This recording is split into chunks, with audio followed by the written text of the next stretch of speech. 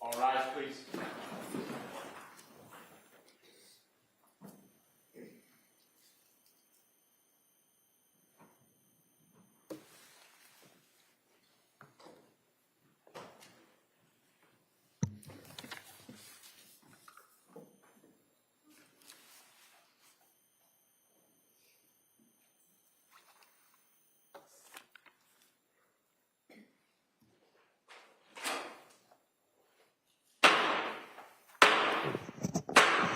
Hey, all persons having anything to do before the Honorable William Sullivan, Justice of the Superior Court, now sitting in Plymouth, within and for the Commonwealth of Massachusetts. This court is now in session. Please be seated.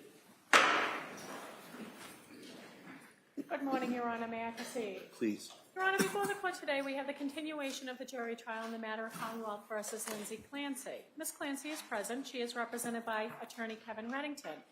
The Commonwealth is represented by Assistant District Attorney Jennifer Sprague and Assistant District Attorney Shannon Buckingham. Well, good morning, everyone.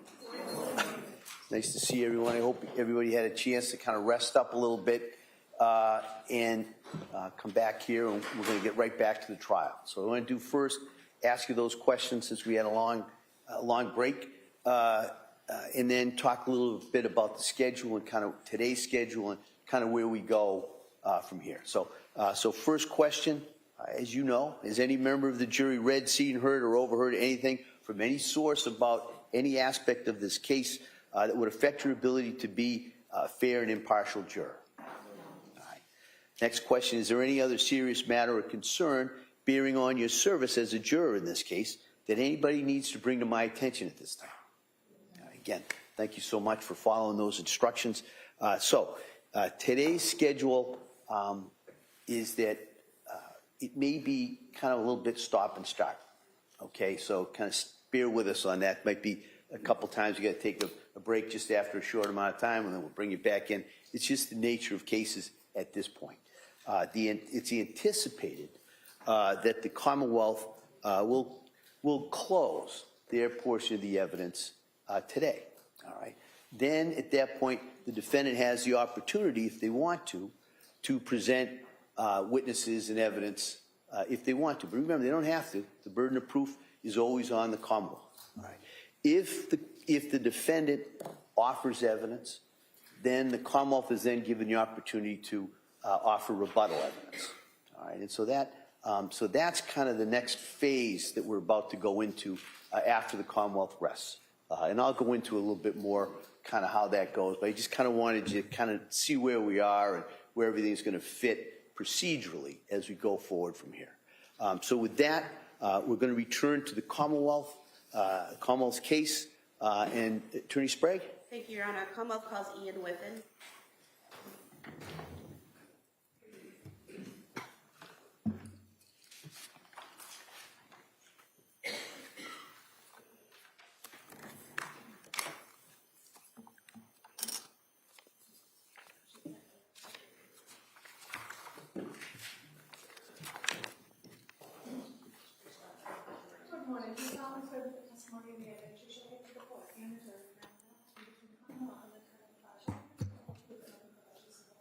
I would rather I do. Thank you. Thank you. All right. Good morning, sir. Good morning. All right. Attorney Sprague, please. Thank you. Good morning. Can you please state and spell your name for the record? Yes, it's Ian Whiffen. IANWHIFFIN. Where do you work? Celebrite. What is Celebrite? Celebrite is a digital intelligence company working in the digital forensics field. And how long have you worked there? Since 2020. What is your role at Celebrite? I'm currently a customer engagement manager. What does that mean? I work with customers, helping users of our tools to understand the digital evidence that they're finding and presenting. And what does digital evidence consist of? Any information which is extracted from a cell phone, primarily, or from a computer, which can be interpreted by the examiner and presented as evidence. It could be call history, messages, location data, media, anything that you can find from a digital device. And could you just briefly describe your educational and training background that qualifies you to do this work? Yeah, I've worked in IT for many years. In 2013, I began my career within Calgary Police Service in Canada as a digital forensics examiner. That was after spending approximately 9 or 10 years working as a patrol officer in the UK and in Canada. As part of my role as a digital forensics examiner within the Calgary Police, I went on numerous training courses. The Canadian Police College, they did an introductory course into digital forensics, and then further courses focusing on mobile data provided by some vendors, such as Blacklight or Cellbrite at the time, as well as further courses presented by the Canadian Police College, specifically about cell phones. And Cellbrite, the software produced by Cellbrite, is that software used to extract and analyze data from cell phones and computers? Yes, there are several tools within our catalogue. One of them is designed to extract as much data as possible from a cell phone. And then one of the other tools is designed to take that extracted data, decode it, decrypt it, make sense of it, and provide it to the user in a way which can be searched, filtered, organized, reported, and presented. Does Cellbrite's ability to access cell phone data continually change based on improvements that are done to the phones themselves? Yes, there's constantly changes being made to devices which make it difficult to extract the data. There are changes being made to the software that means that the data that we extract is now different to the data that we extracted previously. A new feature, for example, or a change that's made by the software developer.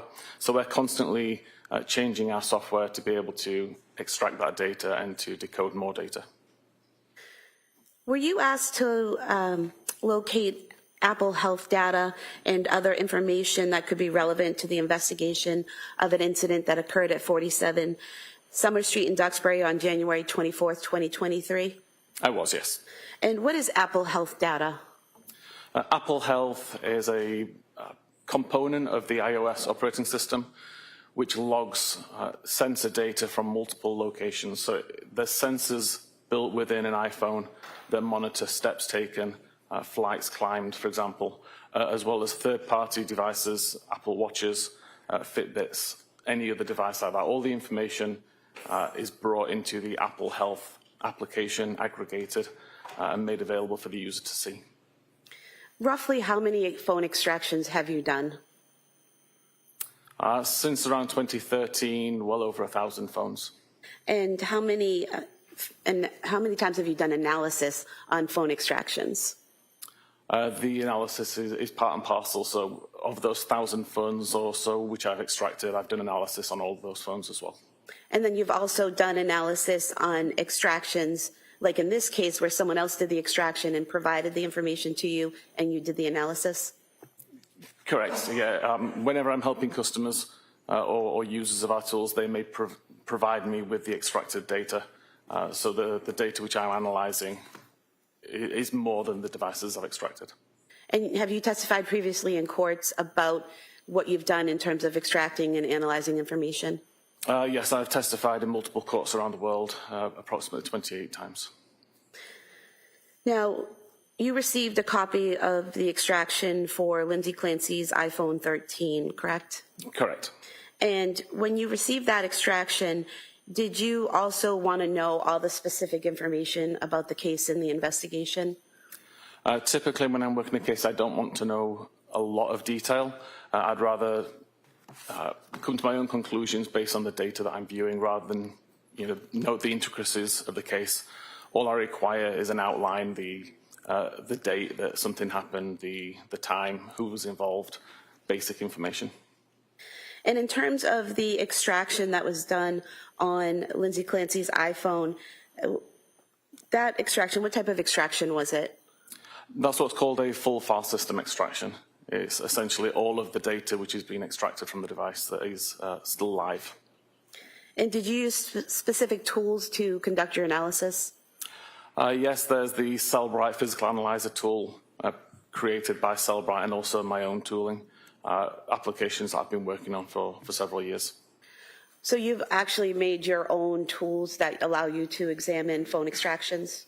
Correct. There's some tools that I've been working on since prior to joining Cellbrite. Tools that as an examiner I decided that I needed to create for myself and make available to others. And I still use those tools to this day. And these tools that you used, are those the tools that allow you to examine and categorize the information, the data that you find in the extraction? Yes, the primary point of the tool is to go into the data, decode it, provide it in a way which is easy to filter and search, but also additional tools there that allow you to dig into the data and look at the raw information, the databases, the files, all of the raw information, which is what our tools initially decode. And did you focus in on a particular time frame when looking at the data on the defendant's iPhone? Primarily, I knew that the date of the incident was 24th of January 2023, so that was the main focus of my analysis. But some of the data I was aware could be from further afield than that, so I took a look of, I think it was around 3 weeks before that, so early January to late January. Were you able to look at the health data on January 24th, 2023 that was in the defendant's phone extraction? I was, yes. And what is health data? And how does it show up on a phone? The user of the phone would be able to access the health data via the health application, where the information is broken down to explain how many steps have been taken over a particular period of time, the approximate distance that was travelled, the number of stair flights that were climbed.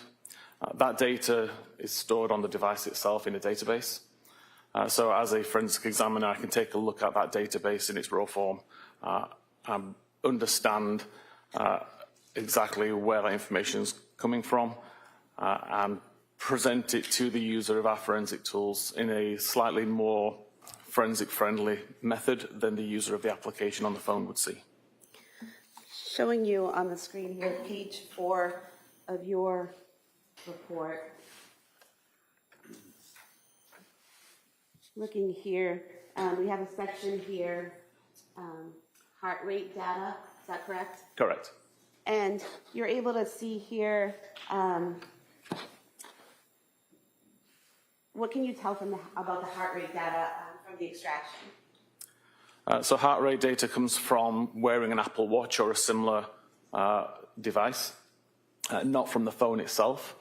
In the case of this phone, there was an Apple Watch paired to the device, and all of the heart rate data, which is recorded periodically throughout the day, is stored within the health database.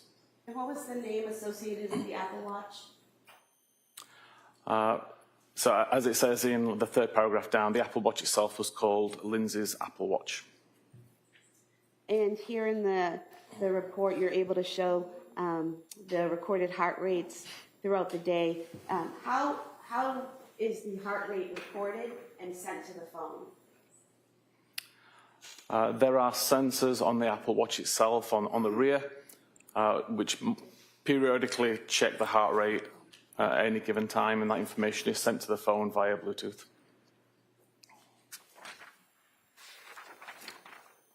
And are you aware of how often an iWatch will record the data and report it to an iPhone? The actual cadence at which the watch is checking would depend on what the user's doing. So if you were in the middle of a workout, it would be a lot more consistent than just periodically throughout the day.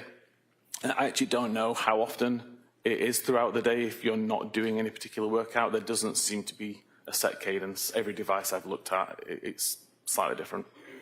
I'm showing you page 5 of your report, this database of the heart rates.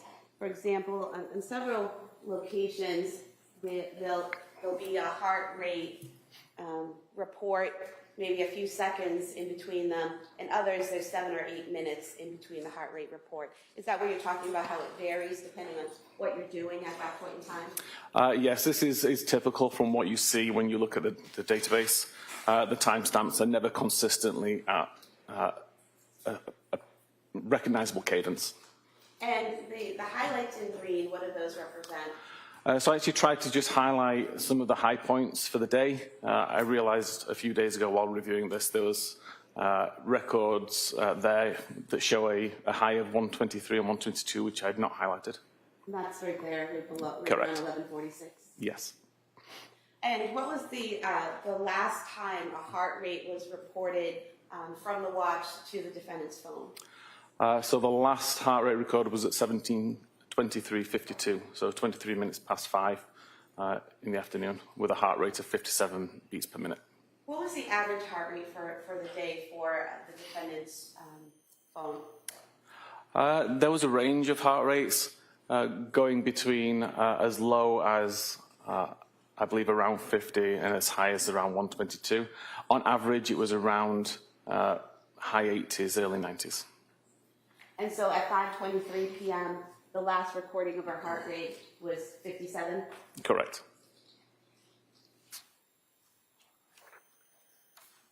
And there aren't any further heart rates reported to the phone after that point, correct? That's correct. And what are some of the reasons why a watch would no longer be reporting a heart rate to the phone? If the watch was taken off, if the watch was turned off, If the battery died? the battery was dead, yes.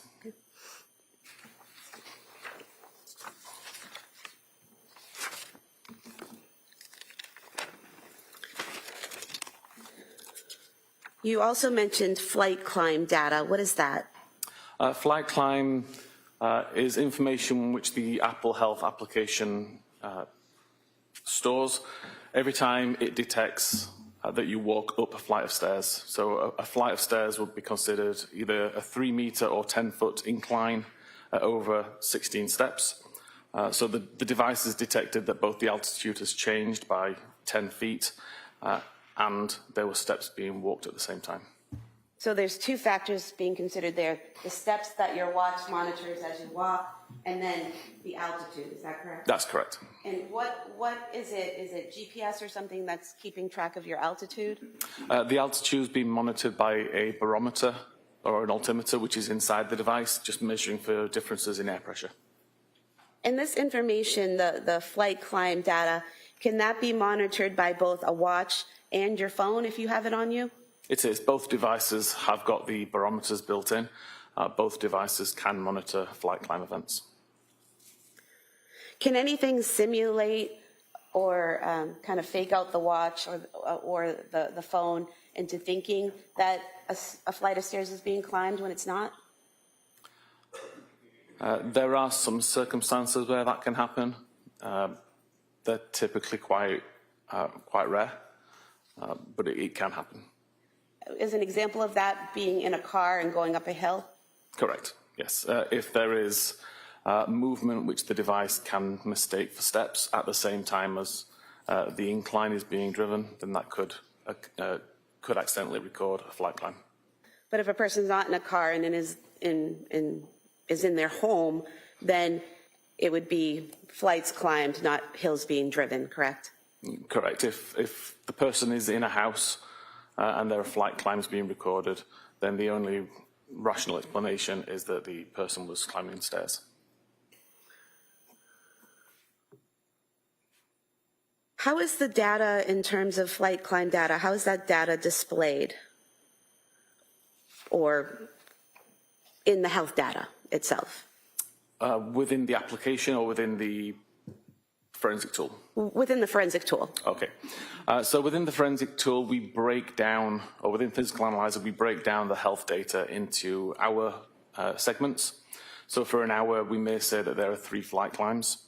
And then it's up to the user to dig in a little further. They can select that 1 hour and then see how that activity breaks down over the hour. So you would see that there were 2 flight climbs that occurred at 10 minutes after the hour, and then, another flight climb occurred later on.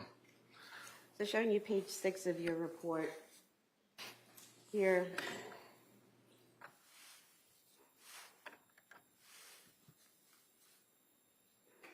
The top box here, is that showing the general hour data where 3 flights have been climbed? Correct. So in this case, the user is looking at a time period between 10 a.m. and 11 a.m. And the health data that's been pulled from the database has been aggregated. And it tells you that there's 98 samples being considered. The maximum heart rate during that hour-long period was 108.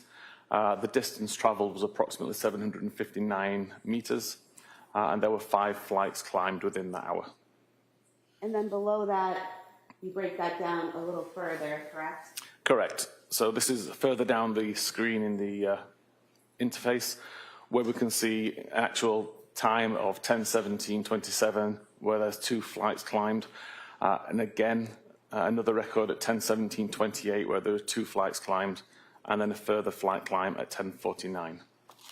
And then going down to the bottom here, this table, what are we seeing here in this table?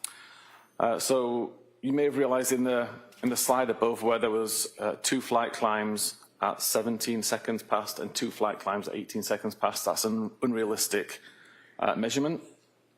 It's because one of those measurements comes from the phone and one comes from the watch.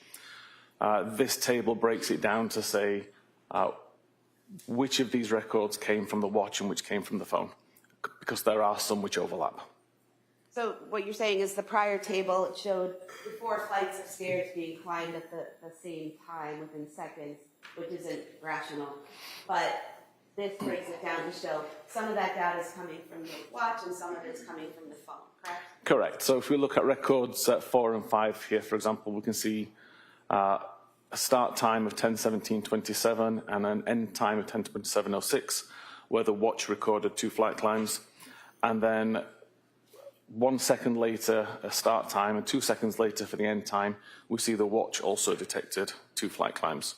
This is just the same 2 flight climb events that happened, but both devices recorded those flight climbs with slightly different timestamps. And that will happen if I'm wearing my watch and I have my phone in my pocket and I go up the stairs? That's correct.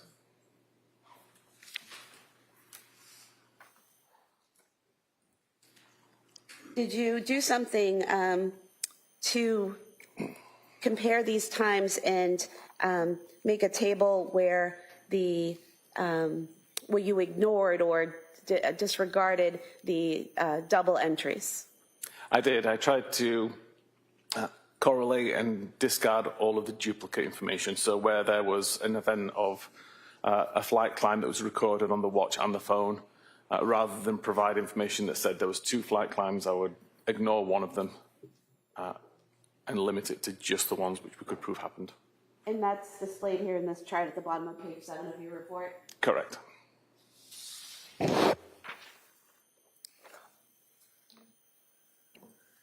Going to page 8 of your report, we have here at the top of page 8, does that show the last flight climbs recorded on either the defendant's phone or watch? It does. It shows that there was additional flight climb events logged by the phone, which were not logged by the watch, at 17:03 and 17:33.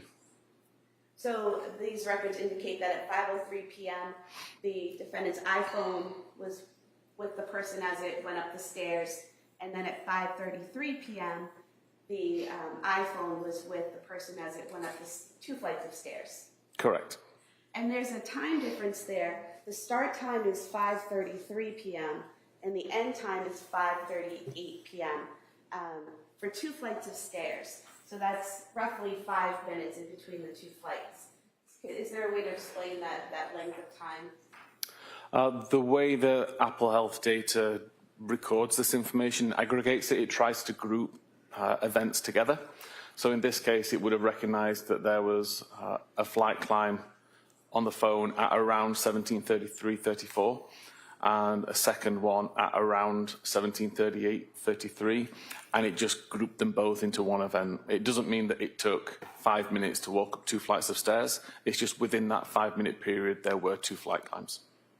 So if I have my phone in my pocket and I climb up a flight of stairs and then I spend a few minutes on that floor and then still with my phone in my pocket go up another flight of stairs, that's representative of what we're seeing here at 5:33? Correct. There tends to be around a 10-minute window where it tries to check every 10 minutes, but it can reduce that window in a case like this where it sees that there's group data within a smaller time period. And then further down on page 8, we have another table here, which seems to have combined data of heart rate and flight climb data. Is that correct? Correct.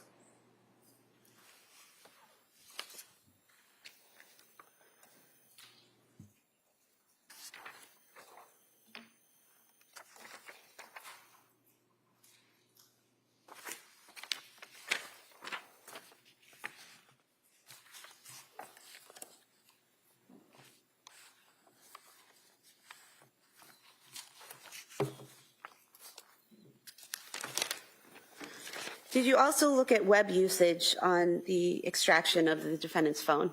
I did, yes. And what did you do to look at the web usage on the phone, and what time frame did you look at? For web usage, I expanded the time of interest to early January to the 24th of January, and just took a look at any web history over that time. There was over 1,300 records recovered. I took a cursory look down that list and highlighted some which potentially were relevant to the case, and then provided the 1,300 actual records as a appendix report. And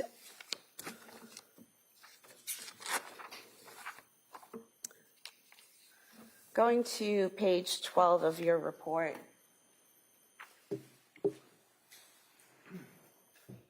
looks like you started here on January 10th, 2023, is that correct? That's correct. And basically here you list various searches that occurred on each day between January 10th and January 24th from the extraction, is that correct? That's correct. Broken down by day with the time of the search, the website that was visited, the title of the web page, and then the identifier in the database.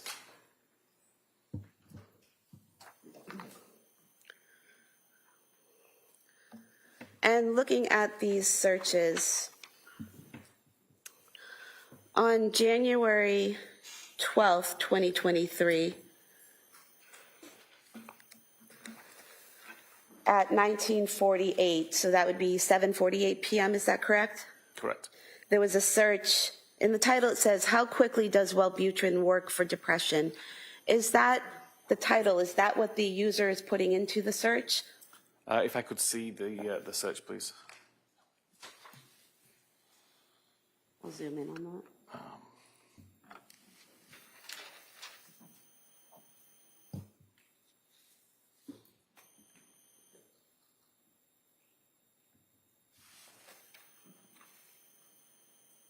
Yes, so the top entry here we can see starts with https www.google.com/search !Q.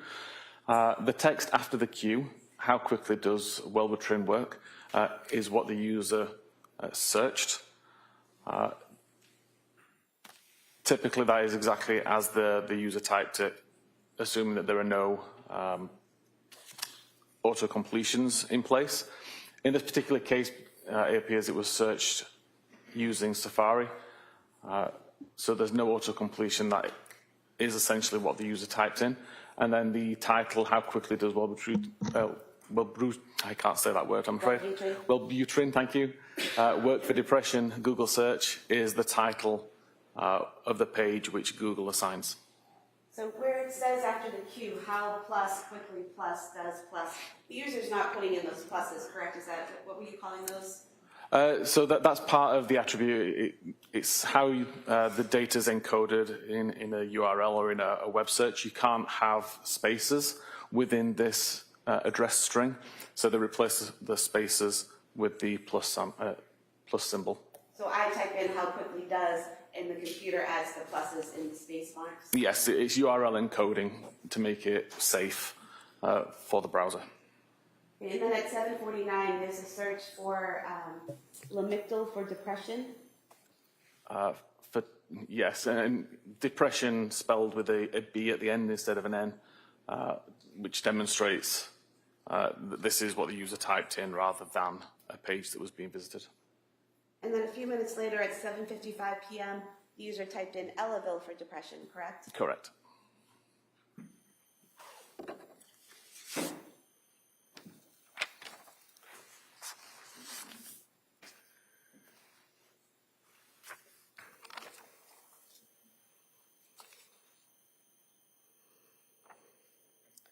And then on page 16, on January 18th, 2023, at 10:25,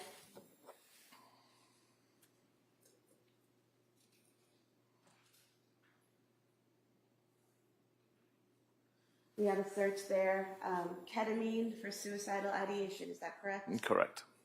And again, that's the user typing that in. Yeah, again, those words were typed in by the user.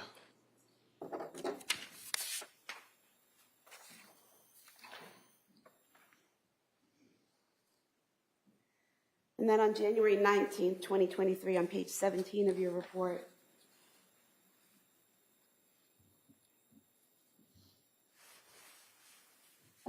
we have symptoms of postpartum psychosis searched on January 19th. Correct. And again, so we're looking at, this is AM, correct? 9:24 AM that was searched? Yes, the morning. And then 9:30 AM, there's another search for psychosis symptoms? Yes.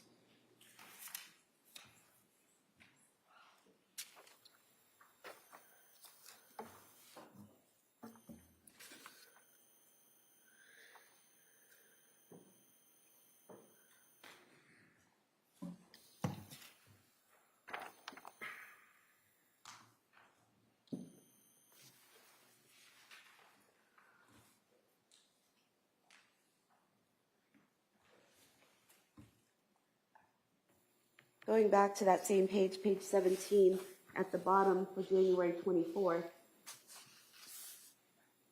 we have here searches for kids Miralax at 4:02 p.m. and Takeout 3V at 4:13 p.m. Is that correct? That's correct. And then CVS Pharmacy at 4:47 p.m. Correct? Correct.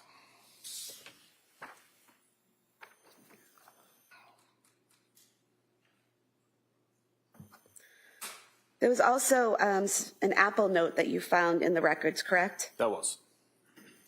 The Apple note, in your report it says it was created on December 22nd, 2022 at 10:23 a.m., strike that, and then modified at 10:23 a.m. on January 23rd, 2023, correct? Correct.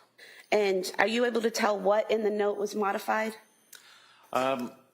No, there's no real auditable log to look back and see how many times it's been modified over the course of its life.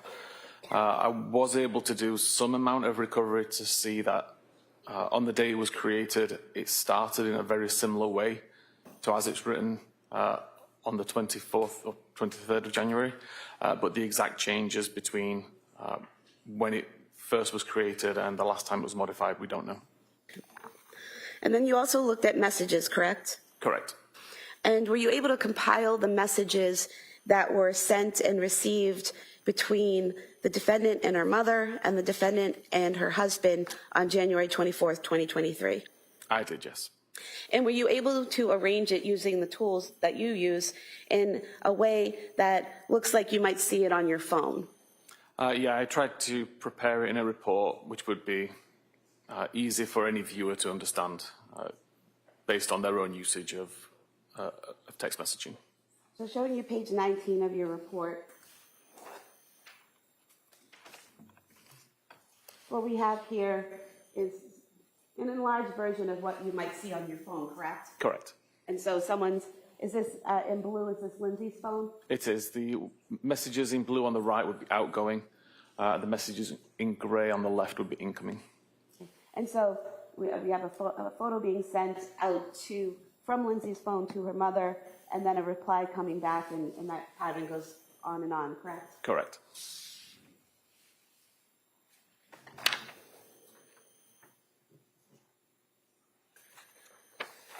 And then looking at page 22, you were able to do the same in terms of her contact with Patrick Clancy that day, correct? I did, yes. And so in gray, we have Patrick Clancy sending a message to Lindsay Clancy, and in blue is the response, correct? Correct.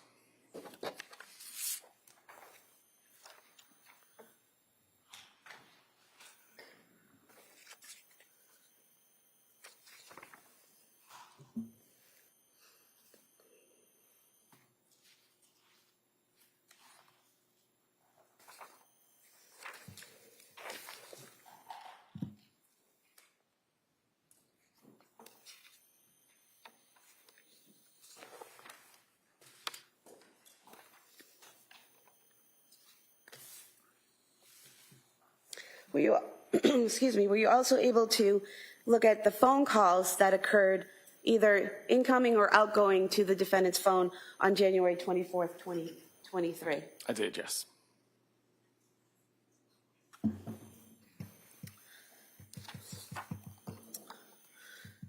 And looking at page 27 and 28 of your report, first on page 27, just looking closely at the phone. Here in the report, it says 2024. Is that a typo? Is that supposed to be 2023? That's meant to be 2023, yes, I apologize. Okay. And so what we see here, can you just tell us what these columns are? Yeah, the start time of the call, typically when it is answered by the recipient. The end time, when the call's ended. The metadata is information including who the call was to or from, how long the call lasted, and then the reason that the call disconnected, and then a record ID. So if you had the database, you could go in and find this record based on the ID number. And looking at page 28, this is the continuation of that table regarding the phone calls, is that correct? Correct. And so what we're seeing here is at 17:33, which would be 5:33 p.m., there's an incoming call from Patrick to Lindsay's phone, is that correct? Correct. And it says duration 8 seconds, 0 seconds. Does that mean it was not answered? In this case, it was an unanswered call. And then at 5:34 p.m., roughly a minute later, there's an outgoing call from Lindsay's phone to Patrick's, correct? Correct. And that call was approximately 14 seconds? Correct. And then at 6:09 p.m., another incoming call from Patrick to Lindsay that went unanswered? That's correct.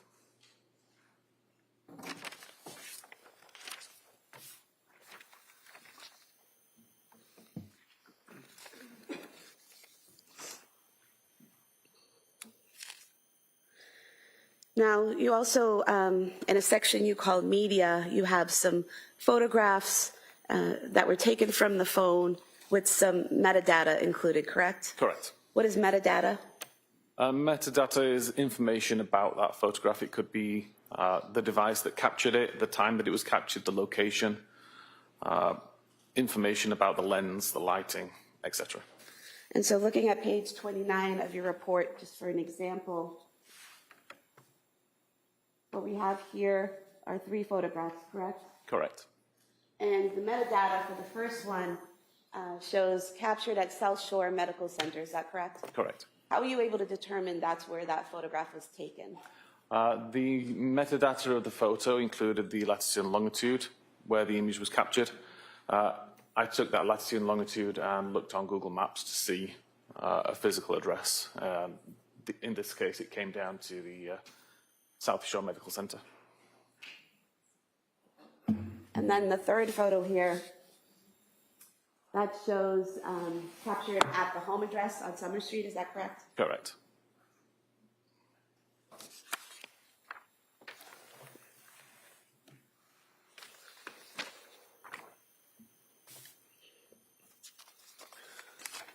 And then you looked at device usage. What is device usage? Device usage would relate to how the user is operating the device. So when they have it unlocked, locked, what applications being used at any particular time. Essentially anything which is not a message or a phone call or results in additional data like that. I'm looking at page 32 of your report.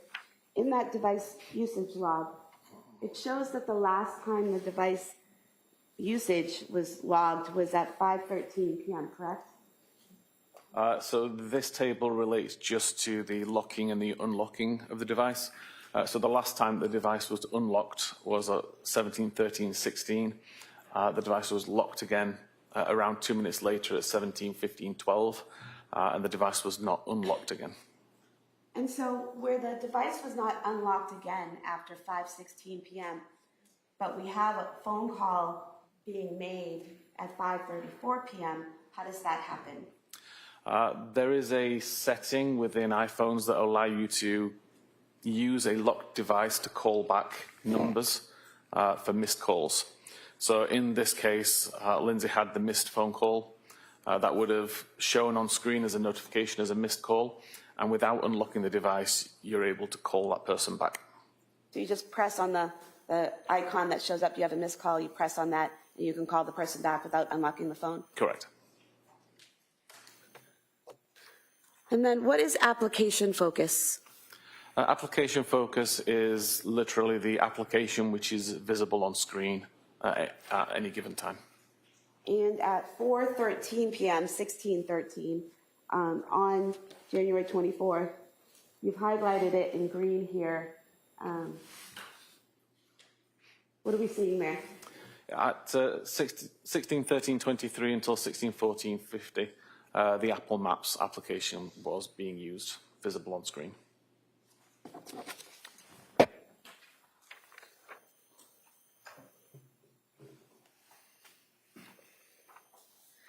Is it then used again at 5:13 and 5:14 p.m.? Or is that a different application?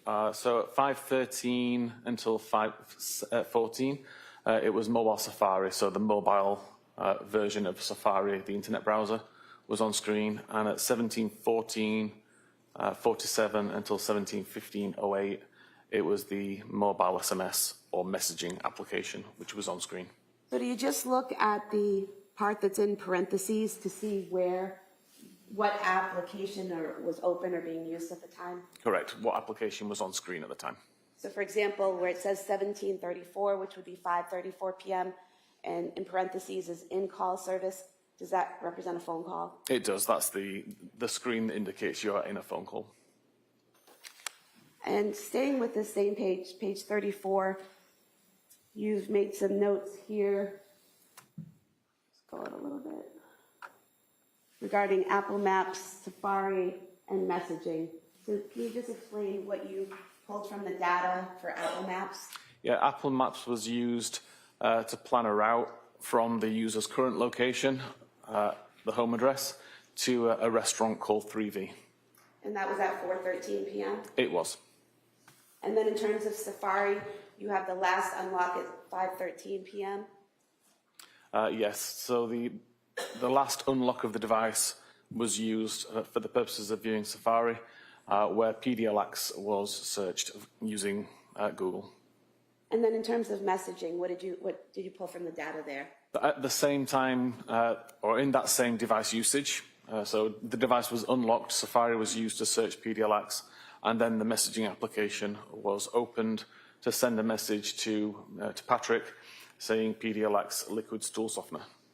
And that was at 5:15 p.m.? It was.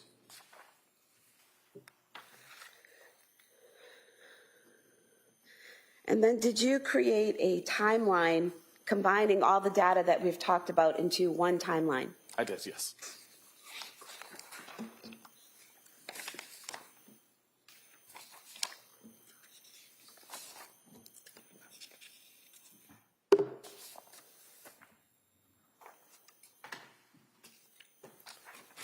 I'm going to the last page of your report, page 43.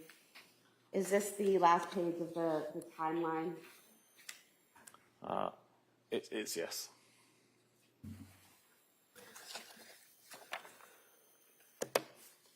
And in that page, can you explain what we're seeing here? Yes, so the very first column is the timestamp. The next few columns, which show typically coloured, is related to the activity, which will become a little bit clearer in a moment. The row or the column in the centre explains what the record is. So if, for example, we look at the 17-13-16 record, we can see a U, which means the device was unlocked in pink. That unlock event lasted until 17-15-12. So hence that entire column is in pink and shows the relevant lock event. So here we have 513 device unlock, Yes. 515 device lock, and there's this column connecting them, correct? Correct. And then any activity that happened during that unlock time is then shown within the rows between. So again, we see Safari open at 17-13-16. Safari was closed at 17-14-47. Messaging was opened at 17-14-47. While messages were open, there was an outgoing message sent for PDLX. Then messaging was closed. Messaging was opened again, and messaging was closed prior to the device locking. So everything in the coloured columns tries to show all of the events that happened at the same time or during that parent event. And what we have here at 5:33 p.m., we have the flight climb started, is that correct? Correct. And flight climb ended at 5:38, so Yes. that line again connecting them? Correct. So 2 flight climbs occurred during that time period. And in between when the flight climb started and the flight climb ended, you have the 2 calls, the incoming call that was missed from Patrick and then the outgoing call to Patrick, correct? Correct. So the first flight climbed had already been started. Someone had already started climbing up a flight of stairs when that first unanswered call happened, correct? So flight climb started is how it's listed within the database and within the software. But it actually, the flight climb time is when the flight climb has been recognized by the device as the device has already climbed up those stairs. So even though it says flight climb started, that's technically the time that the flight climb or the first flight climb had ended. So where it says 5:33:34 flight climb started, that actually indicates the person has gone up that first flight of stairs already. Yes, that indicates the phone has now realized I'm 3 meters higher than I was the last time I checked. Therefore, a flight climb has already been completed at that point. And then the calls happen, and then the phone realizes at 5:38 that another flight has been climbed. Correct.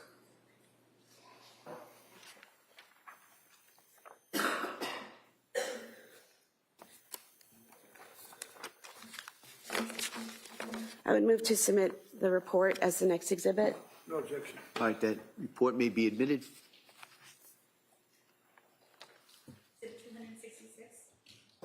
I have nothing further. All right. All right, so members of the jury, remember I said it might be a little stop and start here today. This is one of those stops. All right, so we're going to take a short break, and then we'll come right back and return for the cross-examination of this witness. Okay? All rise, please, for your attention.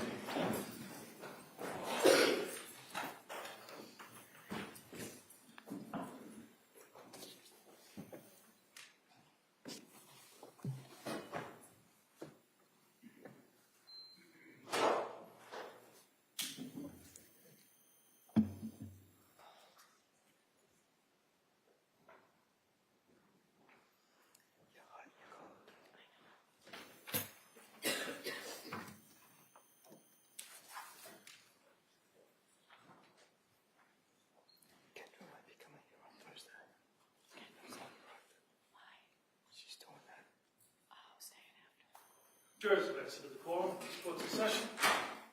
right, so the court will be in a short recess at this time. Thanks. Court, all rise.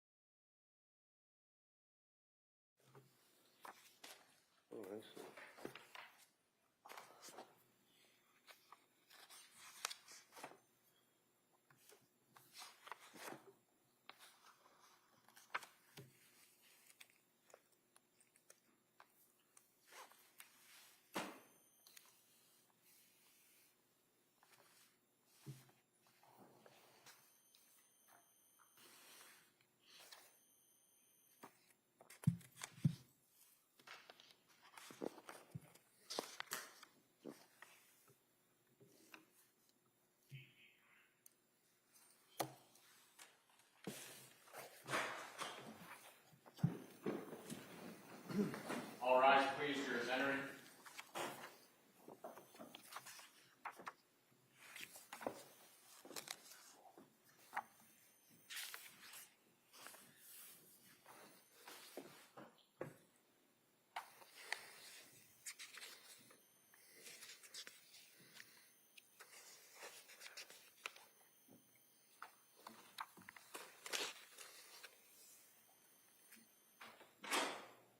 Court is back in session. You may be seated. Your Honor, for the purpose of the record, we return back to the trial of Commonwealth versus Lindsay Clancy. All parties present, including the 18 jurors. All right, thank you, Madam Clerk. Mr. Reddington? Thank you, Your Honor. Morning. Good morning. Mr. Whiffen, just a couple of things. One of the takeaways or question that I had is that you were talking about, in reference to the Apple Health data, fair to say that there's an issue as to the accuracy or reliability of the Apple Health data. You've actually done research on that. I've done research on it, yes. Okay, and one of the things that you did is back about a year ago, June 28th of 2025, you did a blog article on Apple Health accuracy and reliability, and it talked about using a pitch, which I think is, you guys refer to like a football field or something? It was a rugby field, but yes. And then you had somebody put the watch in their right pocket, somebody with the left pocket, and then someone else held it in their hand, you measured it, and things of that nature, right? Correct, it was 3 phones. Some of the things were off a little bit, but basically you put that in your report and you were able to draw your conclusion as to the accuracy and reliability, as you say, of the Apple Health data, right? Correct. Now, if someone is wearing an Apple Watch, is that what records heart rate? As the heart rate is on the watch, yes. It is on the watch, Yes. okay. And the steps that the person takes, things of that nature, the movement, is that on the phone or would that be on the watch? That's on both the watch and the phone. Okay. Now, if you have an Apple Watch and you test it or you examine it, would you be able to determine what information was actually recorded by the watch while the person was wearing it? Yes, the information that's recorded within the Apple Health database does specify whether the information comes from the watch, the phone, or from a different device. Okay. And in this case, if I understand correctly, the Apple Watch stopped recording data at, is it 5:23? It was around that time. Okay. You know what? I'm going to give you your report. Feel free to just refresh your memory or look at it or whatever helps you out. Thank you. Yep, no problem. I just want to get the times down. I think you indicated that the watch stopped recording information at 5:23 p.m. Yes, the last heart rate was 5:23:52. 52, okay. 5:23 and 52 seconds. And then I believe the phone and watch stopped recording at 5:38, was it? The last usage of the, let me double check this. I believe the last usage of the phone to record flight climb data was at 5:38, yes. All right, and after 5:38, it's pretty much blackout. There's no further information or recording, right? Yes, not until like the phone was seized by police, I believe. By the But police. there's other activity, but appeared to be after the incident. So the further activity would have been the following morning on the 25th of January, say around 5:30, 6 o'clock in the morning?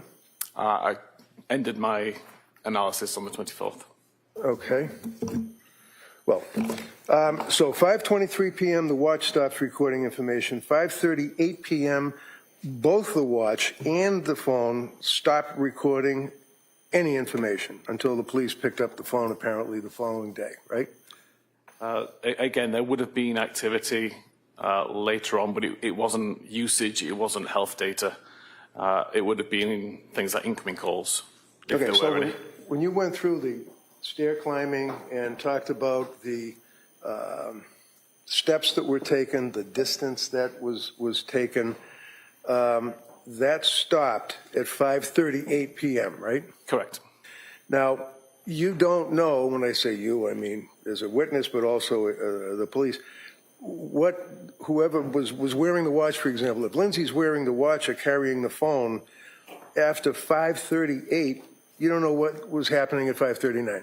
Correct. You don't know what was happening at 5:40, 5:45, right? Correct. Right up till 5:58, 6 o'clock p.m., right? Yeah, purely the data on the device. So it could have been, the phone could have been put down, the watch could have been put down, battery died, whatever those issues could be, and the person would still be going down the stairs, going up the stairs, going in the backyard, doing push-ups, whatever. Correct. You just don't know, right? Yes. Okay. One of the things, you're familiar with the concept of location data, right? Correct. And location data, one of the things you looked at or you're aware of would be from Lindsay's phone on August 23rd of 2022. Is that correct? Apologies, August 23rd, 2022? Yeah. I didn't go back Okay.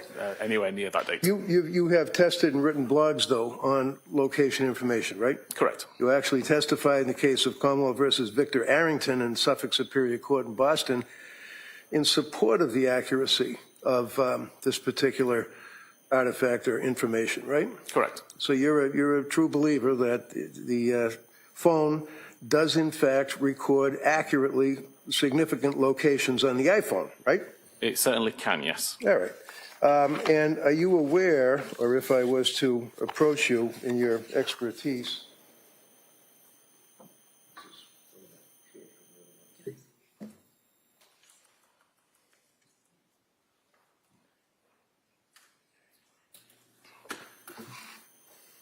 it's just a doctor. That's all. You were talking earlier about latitude, longitude, things of that nature, right? Yes. Okay.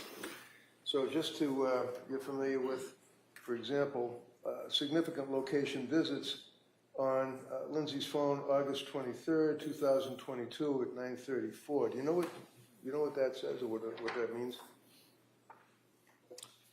The created time Yeah. of 9:34. That'd be when the device decided that the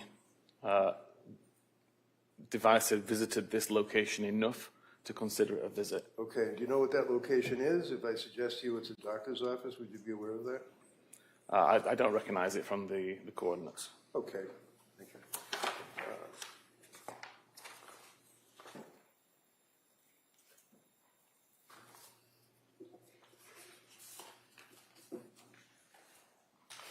This here you're familiar with too as well, right? The geodata with the latitude and the longitude? Yes.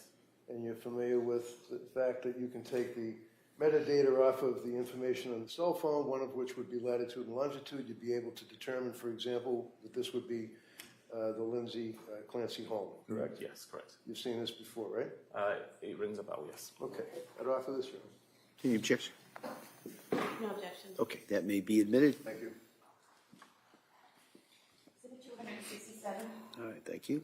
Now, you have your report in front of you, right? Yes. And that's captioned Digital Forensic Report, and it's in evidence, so the jurors are going to be able to review it in its entirety, right? Yes. If I could direct your attention to page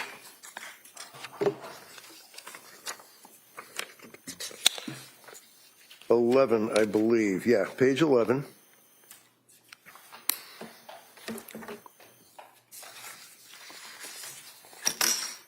Okay. Yes. and just so the jurors are able to acclimate themselves to it, that would be this item here that you went through with the district attorney, right? As far as the searches, Google searches? I have a different page 11. Different page? That looks like this page 12. Oh, okay.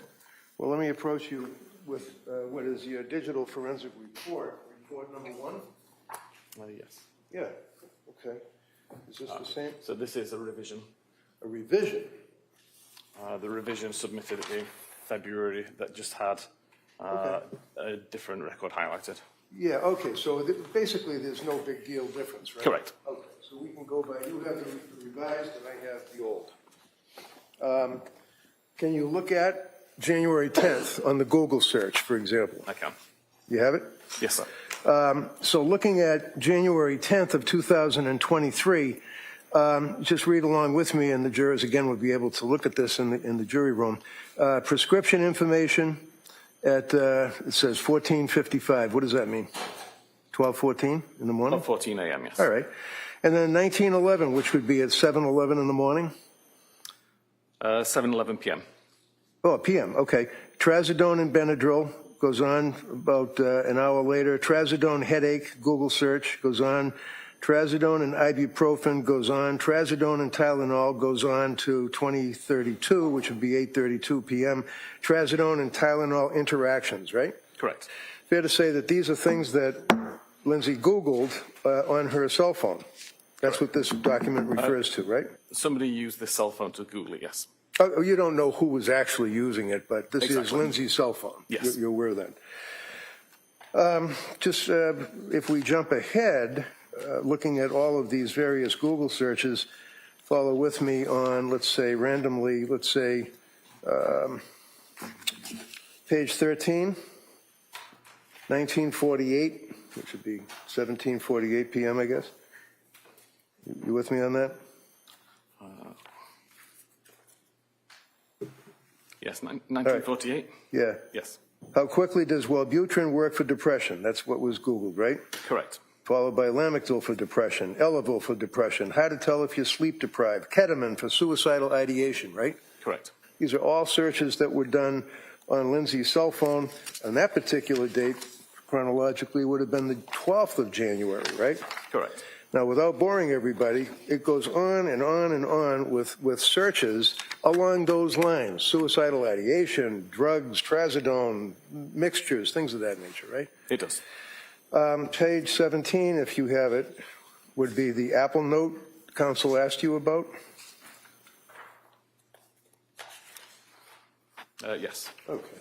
Now, if I suggest to you, sir, that this is the Apple Note, I believe a previous witness may have read this to the jury, so they will have this in the room to read. But basically, this is the note that says, I was the healthiest, happiest mom. I worked out every morning, meditated, took care of myself, and basically my life has turned to crap, right? Correct. So what was modified in this? If you know, because counsel asked you if there were modifications and things of that nature, and I'm just asking if you know, what was modified in it? Exactly at the moment, I don't have all of that in front of me. It's possible to see snippets going back over time. I do recall on the 22nd of December when this was created, it started with the same sentence. Yep. And there was a few essentially spelling differences as time went on. But as much as you can recover from the earlier versions of the note, it's a snippet. It's essentially two sentences, Basically and the rest of it is it's essentially the same note. Okay, thank you, sir.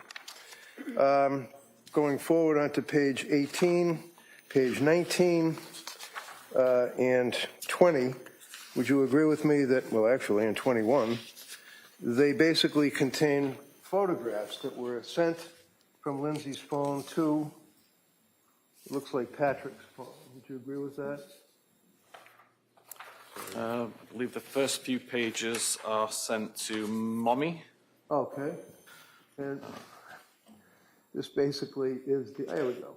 This is the snowman in the backyard being made, right? Correct. And then Lindsay's phone is sending the blue. Yes, the And blue gray messages would are be outgoing. what? A response? Yes. And can you tell me what the response is? The one on screen at the moment is the response sent from Mommy to Lindsay's phone saying that's a big roll of snow. I was wondering if you got enough for the kids to play in, and it's a pretty nice day too. Gives them something to do on a day without school. Okay. And then your report then goes on with additional photographs of the snowmen.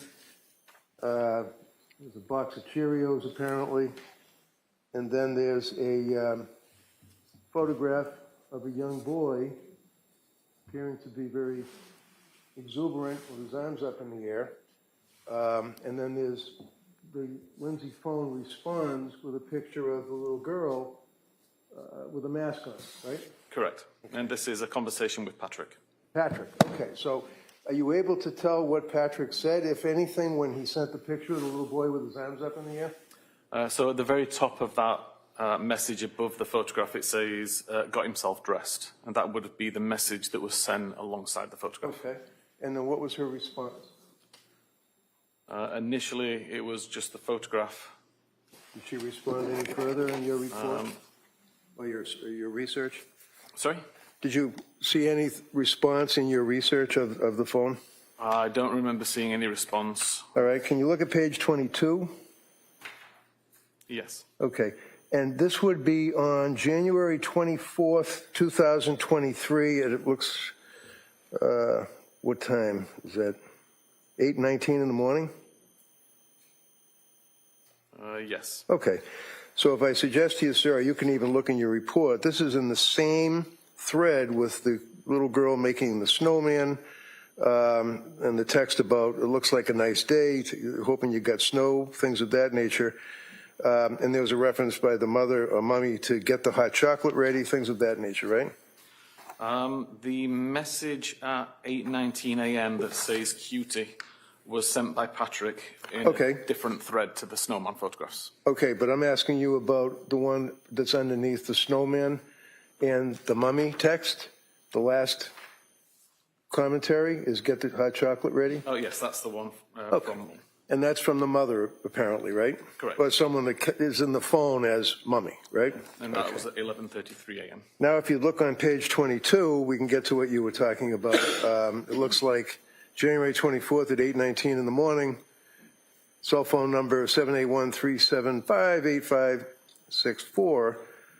And what does that say? Cutie. And that, so just tell us, so is that Patrick's phone? Yes, that would be the phone stored as Patrick sending a message to Lindsay's phone. And how did Lindsay respond, or how did her phone respond? It appears that Lindsay reacted to an image with the love emoji. Like a little heart thing? Yes. And then what did Patrick say? Patrick asked, how's it going? What did she say? Good. And then did she say anything further? Yet she also responded, okay, her urine looked good, so nothing going wrong with her kidneys, a few.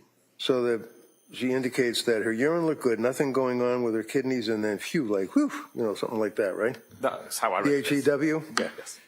And then he said good, right? Yes. And then as you go forward, there's more pictures of the kids with the snowman, making the snowman. Patrick then says to her at 11, looks like 11:29, am I reading that right, in the morning? 11:29, 12. What does he say to her? You're a good mama. And does she respond? She responds with an emoji, which is the face covered in hearts. The face with the hearts? And then they go back and forth with each other up until getting the menu and asking what you want for takeout and things of that nature, right? Correct. Page 25, just in case you were looking. All right. Can you look at page 28 for me?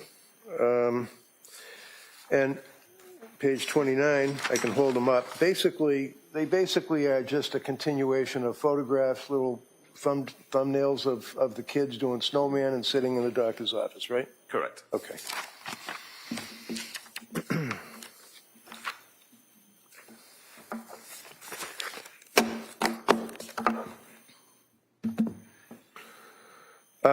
One of the things that you did is that you actually performed a comprehensive search. Is that a The full focus extraction, is that what you call it? Full file system extraction. Okay. And you did that for the phone belonging to Lindsay Clancy, right? Correct. That would be what you refer to as your appendix? The appendix 1 of the Lindsay Clancy phone is 1,300 and some web search visits. Okay. So I'm going to hand you what says report number 1, iPhone belonging to Lindsay Clancy, and ask if you can recognize that. Yes, this appears to be the just the web history from Lindsay's phone. Okay, so that's pretty much if anybody cares to look at it, that's the entire web history, right? Correct. All right, I'd offer this, Your Honor. Any objection? No objection. All right, that may be admitted. 268? Then, Mr. Whiffen, you also had report number 4, which would be the digital report for Patrick Clancy's I did. computer. I'd offer that, Your Honor. Any objection? No objection. All right, that may be admitted as well. 269? All right, thank you. And then finally, report number 5 says Surface Pro laptop belonging to Patrick Clancy. Yes. So this would be your search of his laptop as well, correct? Correct. I'd offer this. No objection. All right, that may be admitted. 200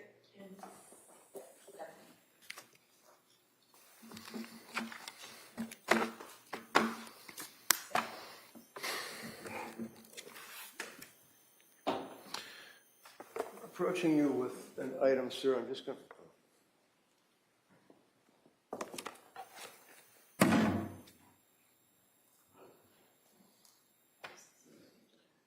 Well, I'm just going to ask it. I'm not going to do that.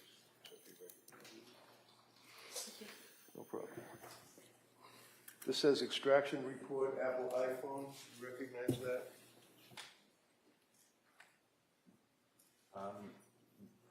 Yes, I didn't create it, but I recognize the report. Okay, so that is a Celebrate report of the extraction of Lindsay's phone, correct? May I Yeah, you take can a page? look at whatever you want, yeah, of course.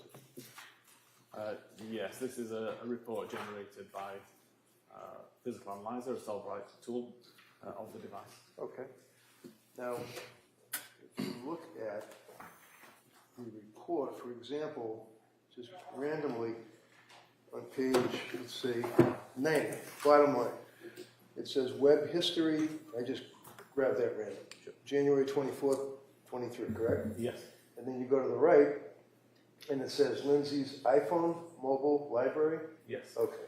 And then it has the time that it was recorded, right? Yes. And what time would that be on that date, which is January 24th? It would be 9:35 local time in the morning. So if you jump ahead to January 25, 2023, let's say, is that 7 o'clock in the morning? Yes. Okay. And that says, what is it measuring at 7 o'clock in the morning on January 25? So this is for the hour of health data.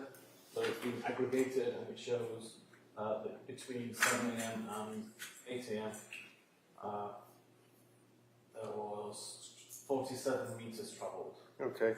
And then it goes on and it talks about, again, 7 o'clock in some seconds, it talks about 134 distance traveled. Yes. Okay. And, for example, January 25 at 8 o'clock in the morning, it talks about distance traveled, steps counted, and distance would be 47 Yes. meters or feet. Meters. Okay. So is that information that is coming off of the cell phone, the Apple Watch, or what? That's coming from the watch and the phone and being displayed Right, as so- one amount of Hold on. information. It's coming from the watch, right? The way that the data is presented there, it's coming from the watch or the phone. Okay. And the data's coming from Celebrate, right? Correct. And Celebrate is God's gift to cell phone searches, right? I like to think so. I mean, you work for them, and you're also a guy that created all of this stuff for them, pretty much, right? I've created some other tools, yes. If I tell you, sir, that January 25 at 8 o'clock in the morning, Lindsay Clancy was in a coma, laying in a bed with tubes coming out of her body, and certainly not wearing her Apple Watch, How did that happen? Based purely on the report there, I'd suggest the data came from the phone rather than the watch. As I just told you about the watch. Did you ever look at this watch? No, we can't actually pull data directly from the watch. We pull it from the phone. How do you look at a watch? We extract the data from the phone, which is synchronized to from the watch to the phone. Okay, so I'm handing you, is that an Apple Watch? It appears to be, yes. Okay. And if I suggest to you that this was found a number of days later in Lindsay's bedroom in a drawer that the police never seized, have you ever seen this before? I've never seen this before, no. How long have you been working on this case for the government? I started looking at this case in November last year. Okay, thank you. That's all I have, Judge.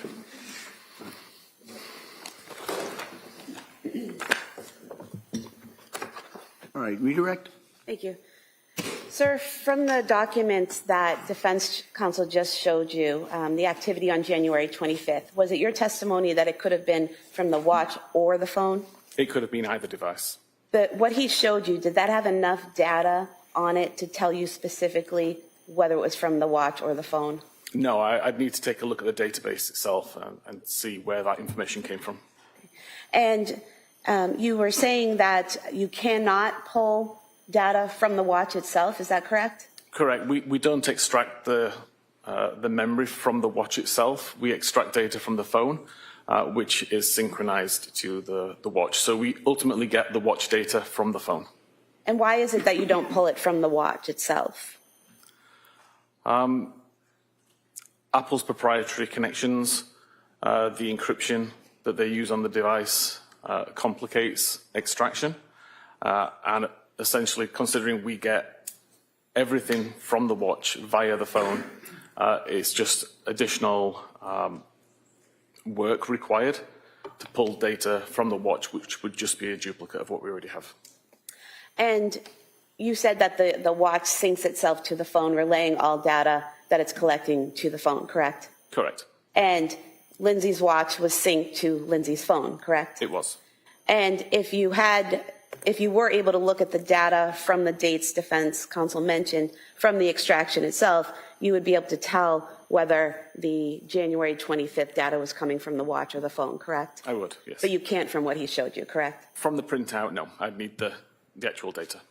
And if on January 25th, the police have the phone, and they're bringing it to an evidence room, and then they're bringing it to storage room, is that going to show steps and distance traveled? Yeah, whilever the device is turned on, or whilever the phone is turned on, it will consistently record steps walked regardless of who's carrying it. It will consistently record flights climbed regardless of who's carrying it. And so if the watch is turned off in a drawer somewhere, the phone would be what's relaying, or not relaying, but the phone would be what's recording the distance traveled and the steps taken, not the watch, correct? That's the presumption, yeah. If the watch is turned off, it's not doing anything, any data would be from the phone. And earlier, defense counsel just put in some exhibits of your indexes for all the data that you looked at for the phone and the computers, correct? Correct. And those indexes, do they contain everything that was on the phone and everything that was on each computer that could be pulled from the phone or the computer?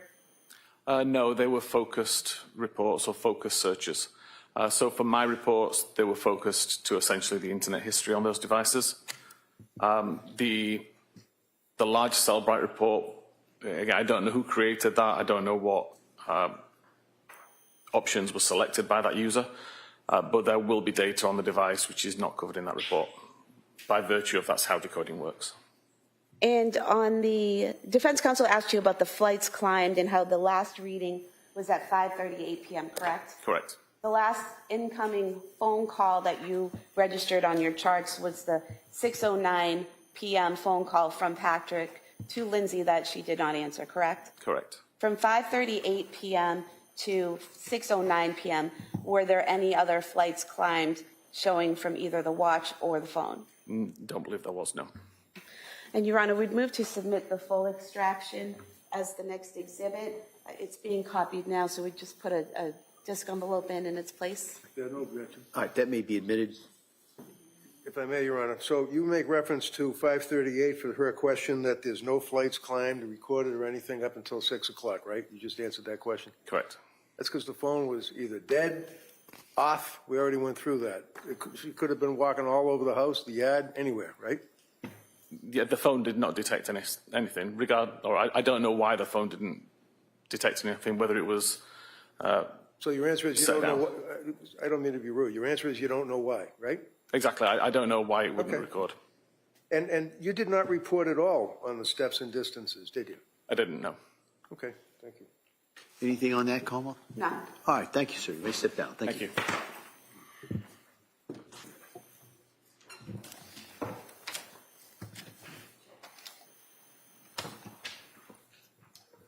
Como for us. Oh, I'm sorry, Your Honor. There are some exhibits. My mistake. I believe they're by agreement, Yeah, they were, I agree. All right, and then we would rest. all right. We have the 2 Sperry Hospital records, 2 discs. 272A, B. Mass General Institute Health Professions transcript. Exhibit 273. Put a PIAC transcript. What was that? Put a PIAC transcript. 74.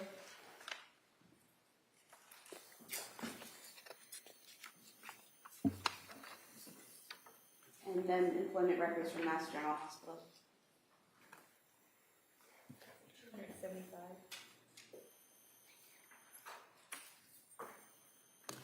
We rest. All right, and with that, the Commonwealth rests? All right, all right, so, members of the jury, as you heard from Attorney Sprague, the Commonwealth has rested. All right, so at this point, I've got to address some matters with the attorneys. So I'm going to, it's another one of those stops. We're going to take a stop at this point. I'm going to have you go back to the jury room. We'll address a few things with the attorneys, and then we'll bring you right back in. Okay? All rise, please, jurors. Thanks.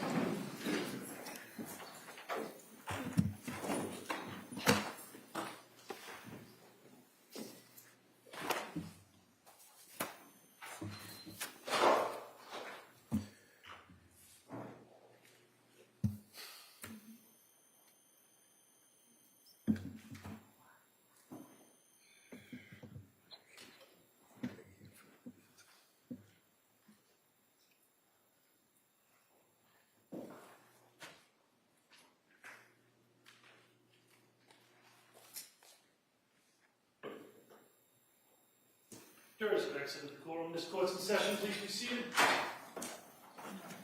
Before we do the motion for required finding, Your Honor, is this a good time to take a morning break? Sure, do you want to take a short break? Looking something up, that's all, I All right, apologize. so the court will be in a short recess, and we'll come back without the jury. We'll address the motion, and then we'll kind of go from there. Okay, thank you. Court, all rise.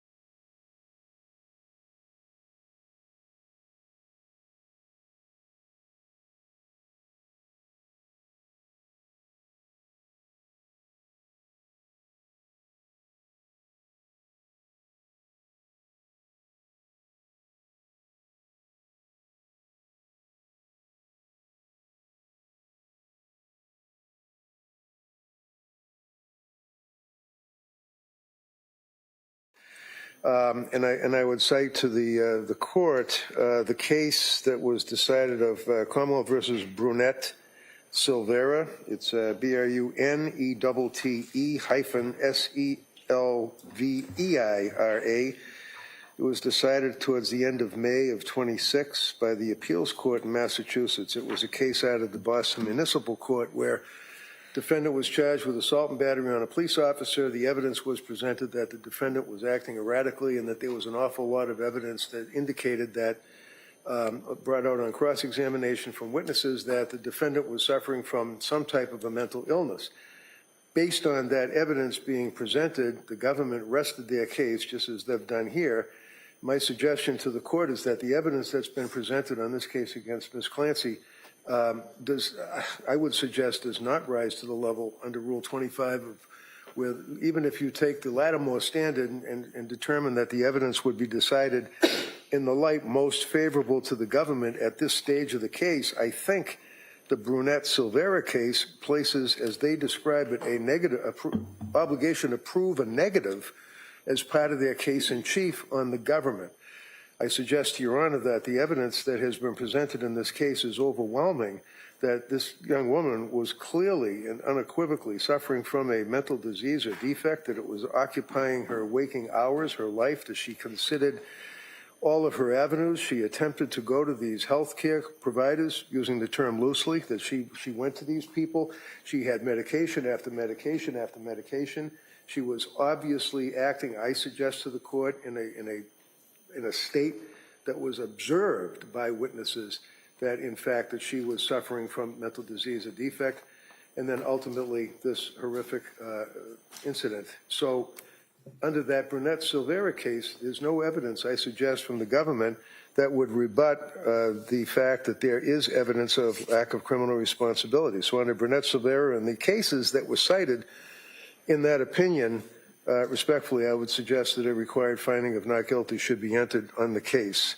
I also would argue to the court that I think that under the Brunette Silvera standard and the evidence that Your Honor has before you, that the matter should be reduced down, if you will, from premeditated malice, aforethought, cruelty, and atrocity to second degree. I'm not arguing at this stage Commonwealth versus Gray or any of its progeny as to manslaughter, but I think the court, certainly in its wise exercise of discretion, has the ability and the right to reduce the charge to second-degree murder or enter a required finding. All right, counsel, thank you. Como.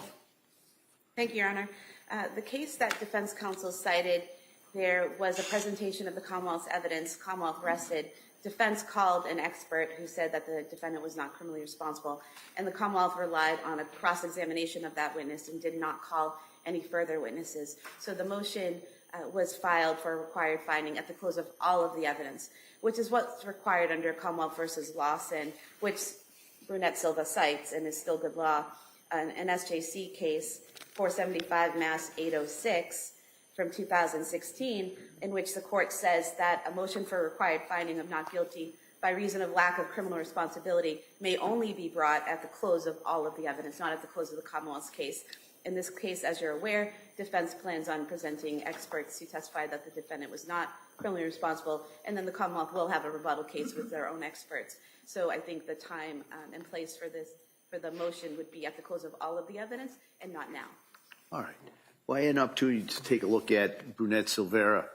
So based on that and based on the standard as described that I have to apply at this point, I'm going to deny the defendant's motion.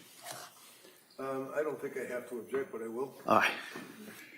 As we say, duly noted. Yes, thank you, Judge. Your Honor, could I inquire? Emily Thorndike is here and has been here. I'm just wondering, is the government ready for us to do the voir dire to see if she can testify? Because she is self-employed, she has patients and has canceled them day after day. I'm just inquiring if we're ready to go on that. All right, so the question I think that we had put this over was in large part because of the records from McLean's. Do we know if those are in? I've been inquiring with Madam Clerk if there's been any status from the clerk's office, and I've told they haven't received anything. We have a call over to McLean. They've acknowledged the receipt. They were waiting for a call back from somebody at the office. They thought that the records were produced on Friday, but clearly that wasn't the case. So we have a call, we're waiting for a return call. I've provided people in my office the Madam Clerk's email address to get it expedited as quick as possible. So we are working to try to resolve the issue, and the hospital has acknowledged they received the subpoena. We just don't have a response yet. And I would just also remind that we discussed this last week and talked about doing this tomorrow on Tuesday in order to get those records and have time for everybody to get them and review them so that a proper examination of the witness can be done in a voir dire. So, All right. Well, let's do this. Let's do this before we start going at each other. We're gonna see if the records come in. All right. The records come in, then we got to determine how long it takes for people to review it and get ready. So if we can do that this afternoon, okay. great. All right. If we can't, I'll hear from the parties as to why we can't. We may have to do it tomorrow. But if we can do that today, I do understand that witness has been here a number of days. But at this point, it's a question of the records coming in, which really is out of both parties' hands. So if the records are in, the parties can get ready. We'll do that voir dire. If not, we may have to do that tomorrow. Okay? All right. Understood. Ms. Reddington? Ready? Ready for the jury, Judge? Yeah.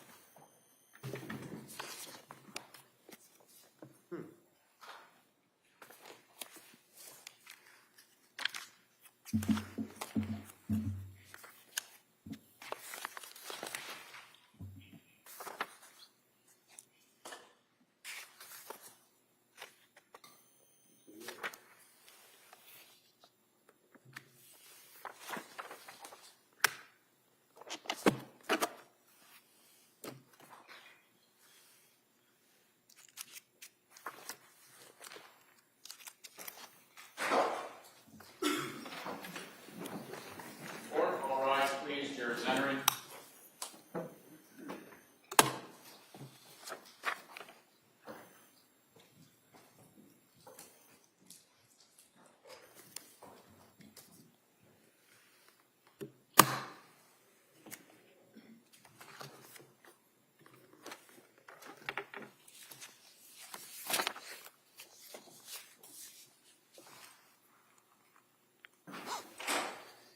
Court is back in session. You may be seated. For the purpose of the record, we return back to the trial of Commonwealth versus Lindsay Clancy. All parties are present, including the defendant, and including the 18 jurors. All right. So members of the jury, as I indicated before, the Commonwealth is rested. All right. So at this time, I'm going to inquire of the defendant if she intends or wishes to call any witnesses at this time. Mr. Reddington? Yes, Your Honor, thank you. Thank you. Camp, please, I believe she's right outside.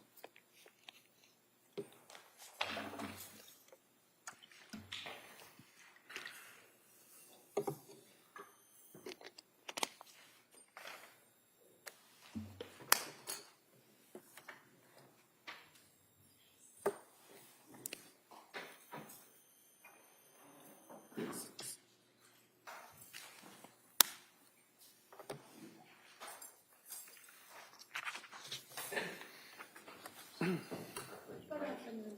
Please raise your right hand. Do you solemnly swear that the testimony and the evidence you shall give to the court and the jury in the matter now pending between the Commonwealth and the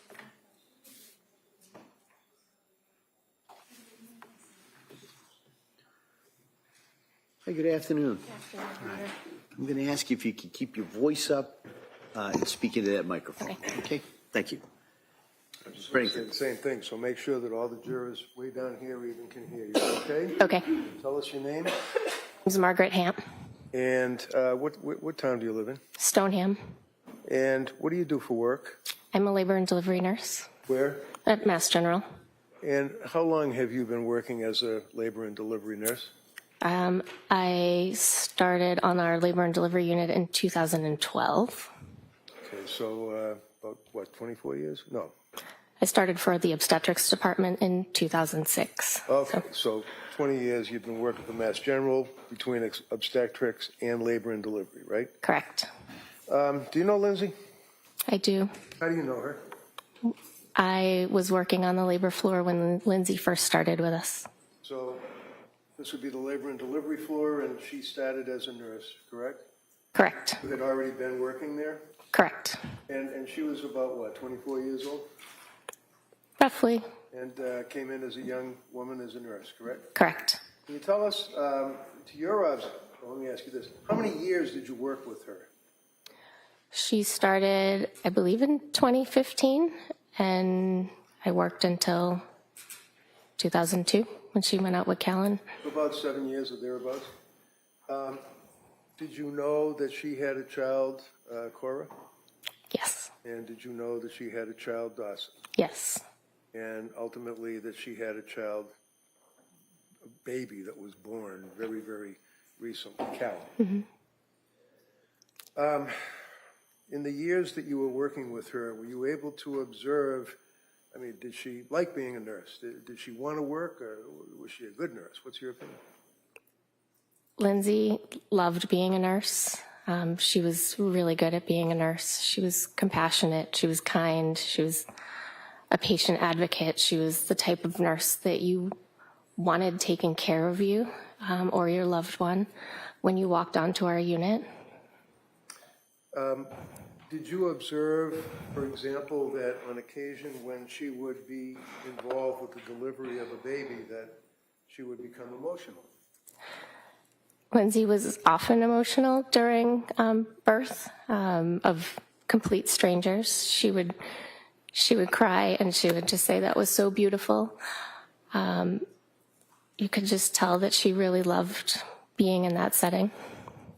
Over those years, right up until the time of Callan being born, fair to say that you stayed friendly with her?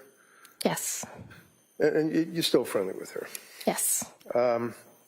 Can you tell us, did you observe during the time you worked with her how she emoted or felt about her children, all three of them?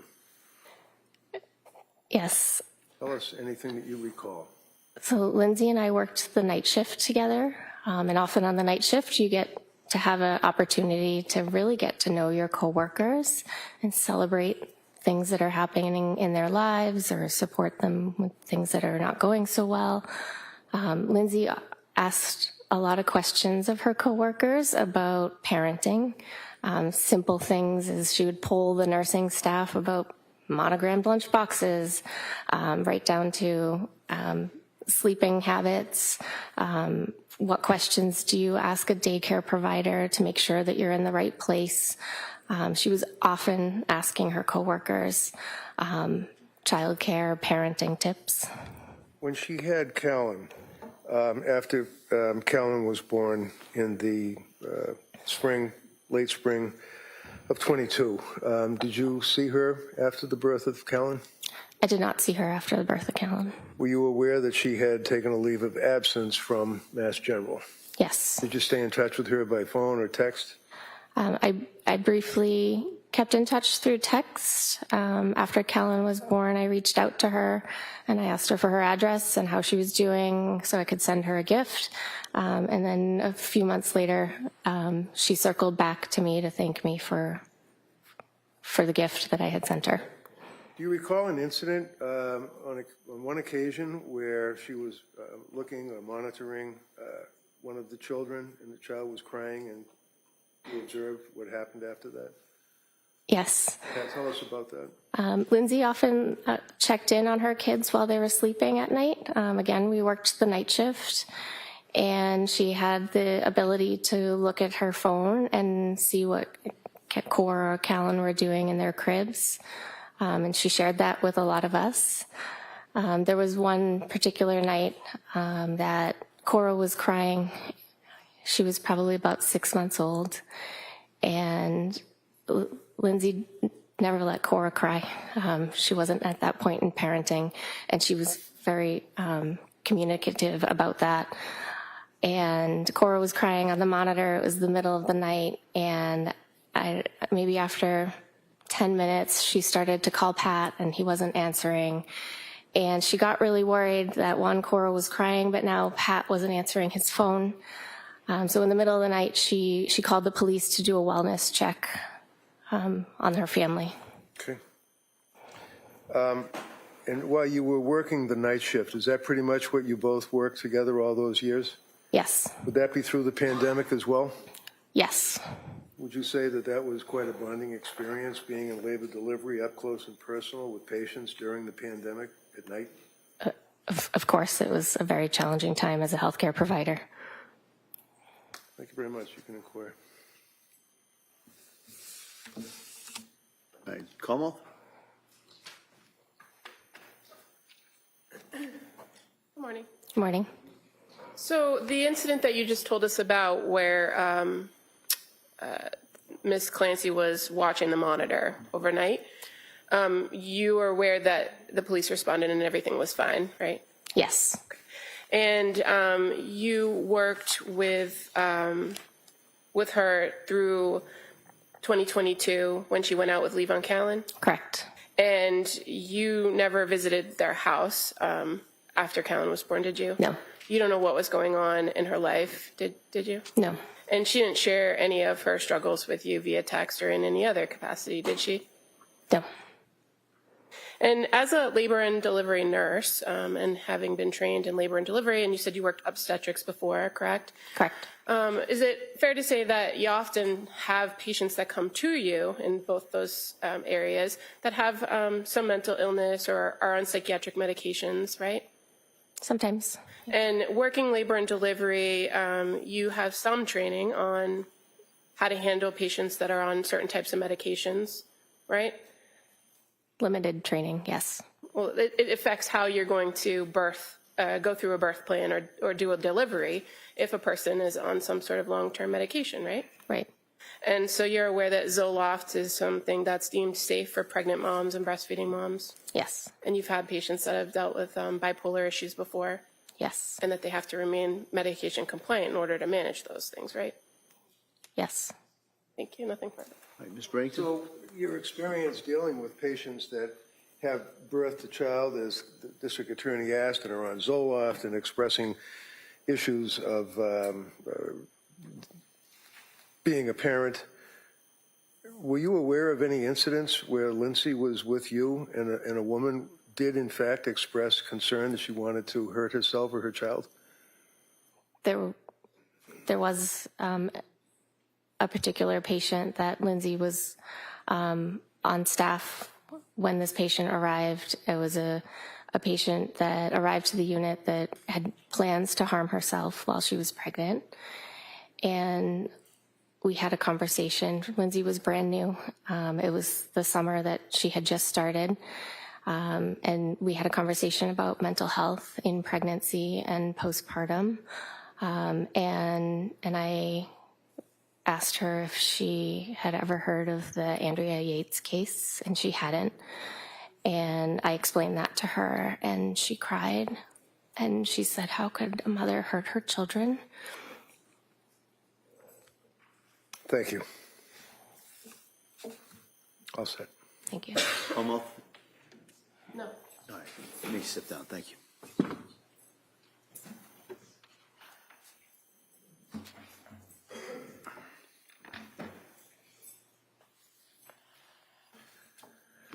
Counsel. Yes, Your Honor. Ms. Olenska, please. Olenska, O-L-E-G-A.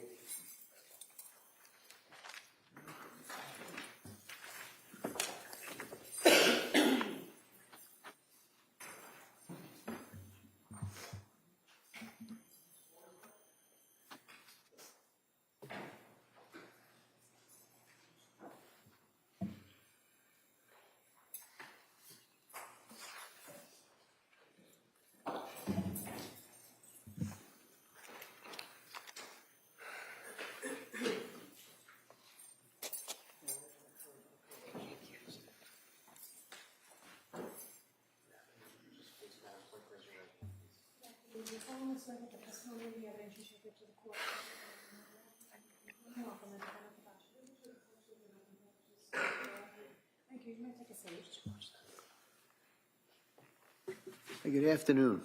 Hi, good afternoon. I'm going to ask you, speak into that microphone, keep your voice up, okay? Okay. Great, thank you. Counsel. Thank you, Judge. Good afternoon. Tell us your name, please, and spell it. It's Allison Ozga, A-L-L-I-S-O-N. Last name is O-Z-G-A. You know Lindsay? I do. How would you know her? Lindsay's my sister.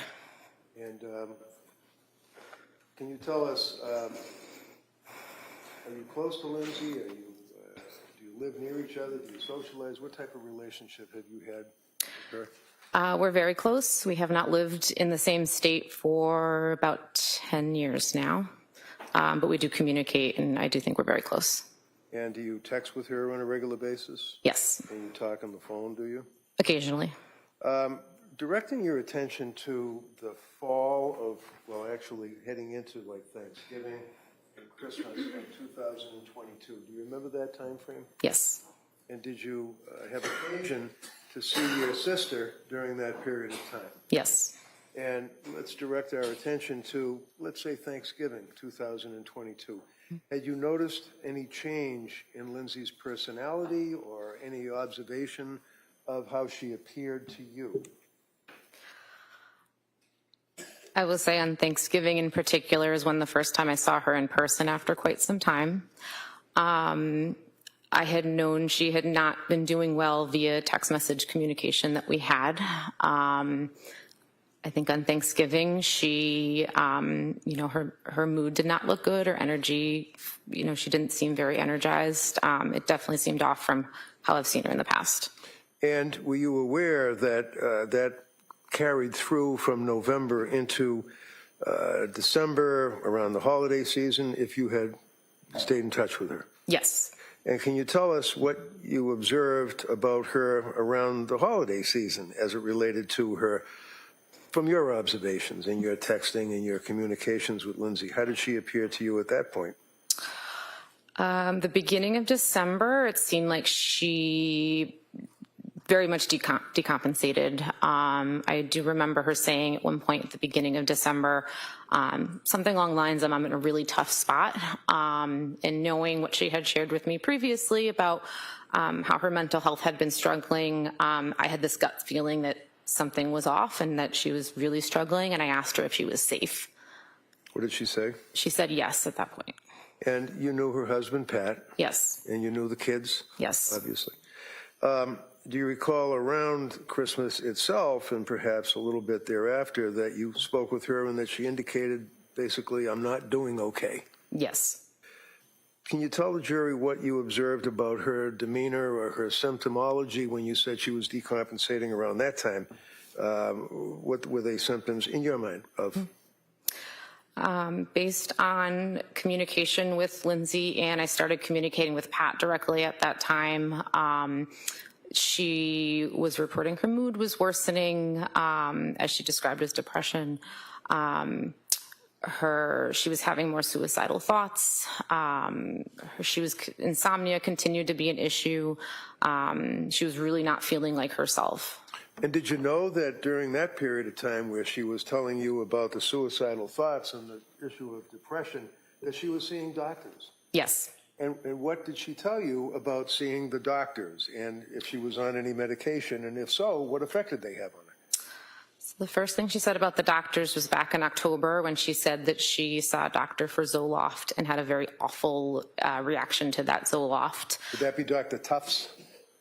I don't believe she shared that specific with me. Share the name? Okay. No. And then I think throughout our communication over the couple months of October to December, she did share with me that she was going to doctors, she was getting different prescriptions, kind of all the things that they were trying and different treatments they were looking at. And do you recall when you were talking with her about her symptoms towards the end of December that she had, in your words, decompensated significantly and stated to you that she felt nothing and that she was scared, things of that nature? Yes. What else did she tell you, if you recall? At the end of December, so I think it was more along the same of, that she is really not feeling well. Her mood is down. She's feeling numb. She's feeling hopeless. I believe at the very end of the month, she told me she had suicidal ideation every day for a month. Do you recall towards the end of the month around New Year's that she voluntarily admitted herself somewhere? Yes. Do you know where she admitted herself? McLean Hospital. And while she was at McLean Hospital, ultimately, do you know how she got out of McLean Hospital? It was my understanding that she was weaning off of some medication that she was on, and then was eventually discharged 5 days later. Now, did you see her or talk to her after she left McLean Hospital trying to wean herself off of whatever medication it was? Because you don't know what the medication was, right? I believe it was Seroquel. Seroquel. Yep. Did she tell you anything to the effect that when she got out of the hospital that she felt as though this was a step in the right direction? Did she seem as though she was trying to be positive about her life? Yes. And tell us about that, because up until this point you had observed her decompensating and having these symptoms and suicidal ideation and depression and feeling nothing and scary. When she got out of McLean, what did she appear to you and what did she say to you? I believe she said she felt that was a good plan and that she was starting to feel better. So was your sister, in your opinion, granted she's your sister and you're biased, obviously, but was she a complainer? No. And obviously she didn't share with you in detail her doctors and medicines and things of that nature. Is that fair? No. But you were aware of the struggles and the hurt that she was going through? Yes. And then through the month of January, did you have occasion to see her, or were you, because you still live in different states? Yes. Yes, I did have an occasion to see her in January. When? We went to Cora's birthday party. And that was at the trampoline park? Yes. How did she appear at that? I think she looked like she was going through the motions of putting together a birthday party for her daughter, but she looked tired. She looked like she was still struggling. So there was a difference in your observation of what you had known your sister to have as a personality? Yes. And then, of course, the horrible day, were you aware, or did somebody call you and tell you that the children had been killed? Yes. One of them still survived and ultimately passed. Yes. And do you recall who told you that? Yes. Who was that? My mother. And as a result of getting the call from your mother, what did you do? I jumped in a car, packed a bag, and I sped up to South Shore Hospital, which is where I was told she was.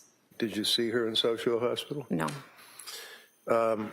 Did you know that she was then transferred to another hospital after South Shore? Yes. And what hospital was that? I believe it was Brigham and Women's. And were you able to visit her in Brigham and Women's? Yes. And did it take some time before they would allow you to visit with her? Yes. How long, if you know? I think it was approximately 2 weeks. Okay. And then you were able to see her pretty much on a regular basis? Yes. And where does your mother and father live? In Connecticut. And are you close to them? Yes. Can you tell the jury, from the time of this incident in January 24th of 2023 up until now, 2026, where have your mother and father been living? My parents have been spending the majority of their time up here in Massachusetts. Why? so that they could visit Lindsay as much as possible. Almost on a daily basis? Yes. Was that in a bed and breakfast or a bed and bath, or was it a hotel, or where were they staying? They've been living out of hotels. Thank you, that's all. You can inquire. Como. Thank you. Good afternoon. Now, when Lindsay was at McLean Hospital and she was discharged, did she tell you that she asked to be discharged early to go to Cora's birthday party? I can't recall. And do you recall speaking to the police on January 25th, just a day after this all happened back in 2023? Yes. And do you recall telling them that you saw Lindsay 2 weeks prior to the 24th, roughly around the birthday party time, and that she seemed okay? Yes. Do you recall telling the police that you spoke to her in phone calls many times after she was discharged to McLean, and that her tone of voice in those calls seemed better? I did not speak to her on the phone. Most of our communication was via text. So you don't recall saying that to the police, that the tone of Lindsay's voice in our phone conversations was better the last couple weeks since she had been released from the hospital? I believe when I said that, I meant her tone via her text messages. And so her tone in her text messages was better? A bit. And do you recall telling police that you spoke to Lindsay on Thursday, January 19th, 2023, and she seemed okay? Yes. And that was a phone call, correct? That was text message. Text message, okay. Yes. So when you were saying spoke to the police, you were referring to text messages? Correct. And so in that text message, she seemed fine? She seemed okay. So she had just been released from McLean Hospital at the beginning of January, and all of your communications after the birthday party were text messages, is that correct? I think the date's wrong. I believe so, yes. And just so we make sure we have the date correct, after she was discharged from McLean in January of 2023, up until January 24th, 2023, all of your communications were via text. Yes. Did you visit her at her home that month? No. You didn't reach out or call her at all, correct? I reached out and called, yes. I did not visit her at her home, no. When you called, did she respond? Did she answer the phone? I'm sorry, let me backtrack. I can't recall whether I made a phone call. I can recall the majority of our communication between January 1st and January 24th was via text message. Okay, so there could have been some phone calls. I cannot recall any phone calls.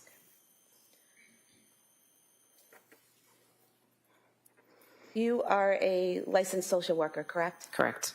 And you're a mandated reporter, correct? Yes. And at any point in time between January 1st, 2023 and January 24th, 2023, did you have enough concern about the safety of the kids or the safety of your sister to file a report as a mandated reporter? No. Thank you. Mr. Reagan? Oh, yeah, Judge, thank you. Okay, thank you. Let me step down.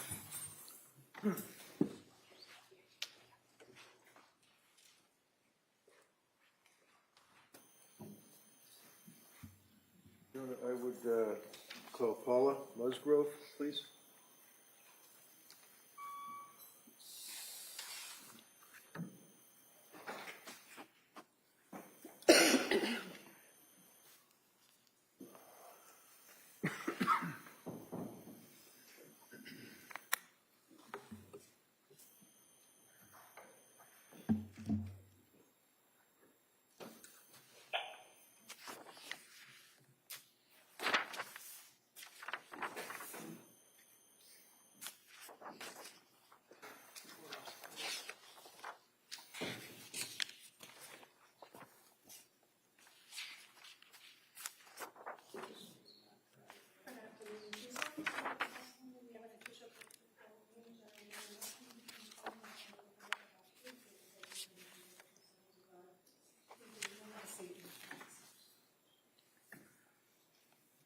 All right, good afternoon.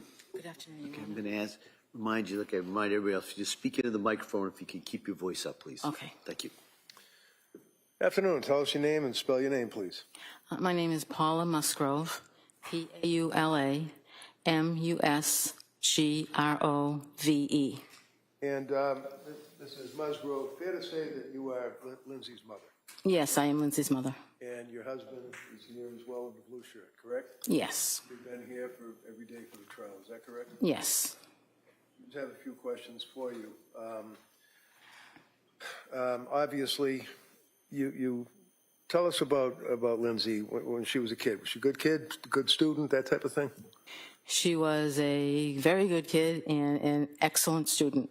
Very excellent student all through school, through high school, college. Yes, excellent. Ever been in trouble, law enforcement or schools or discipline or anything? No. Were you aware of her husband, Pat? Yes. And obviously, you knew when they got married and when they were dating and things of that Yes. nature, right? Went to the wedding, obviously. Yes. Fair to say that you were close to your daughter and Pat, Yes. and you knew, obviously, the grandchildren? Yes.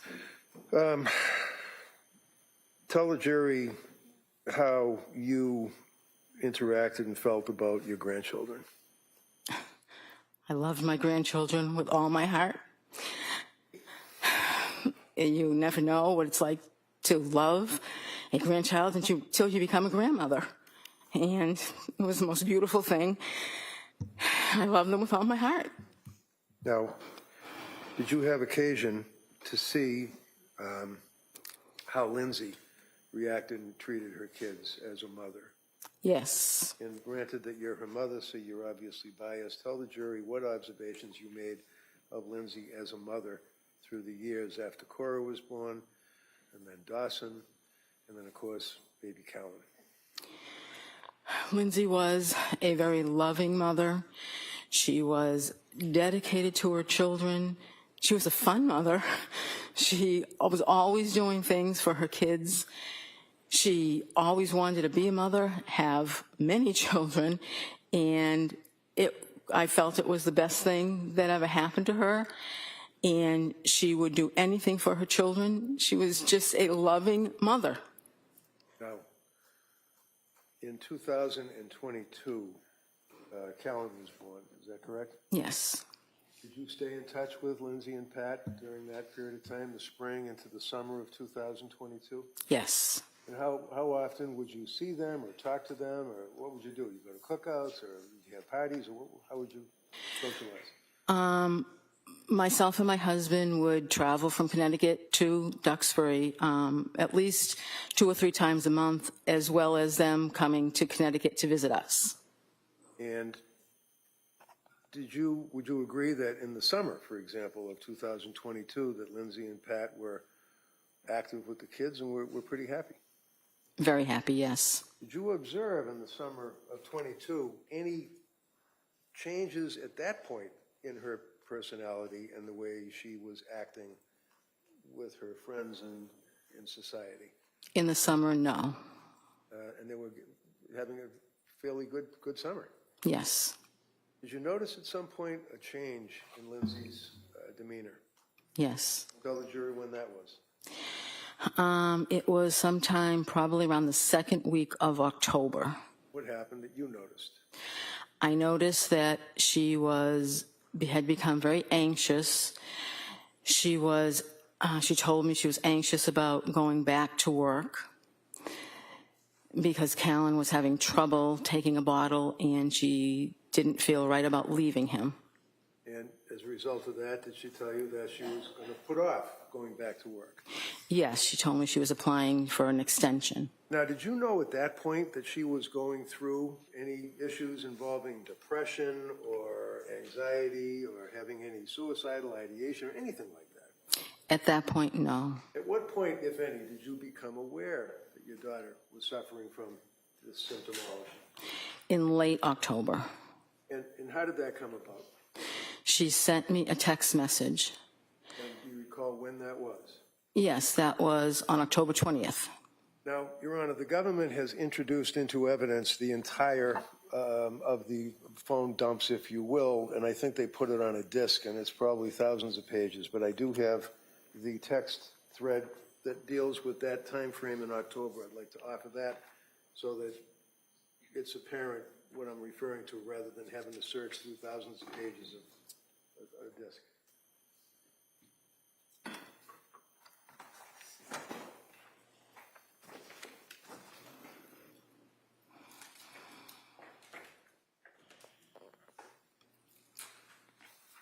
No objection. Okay.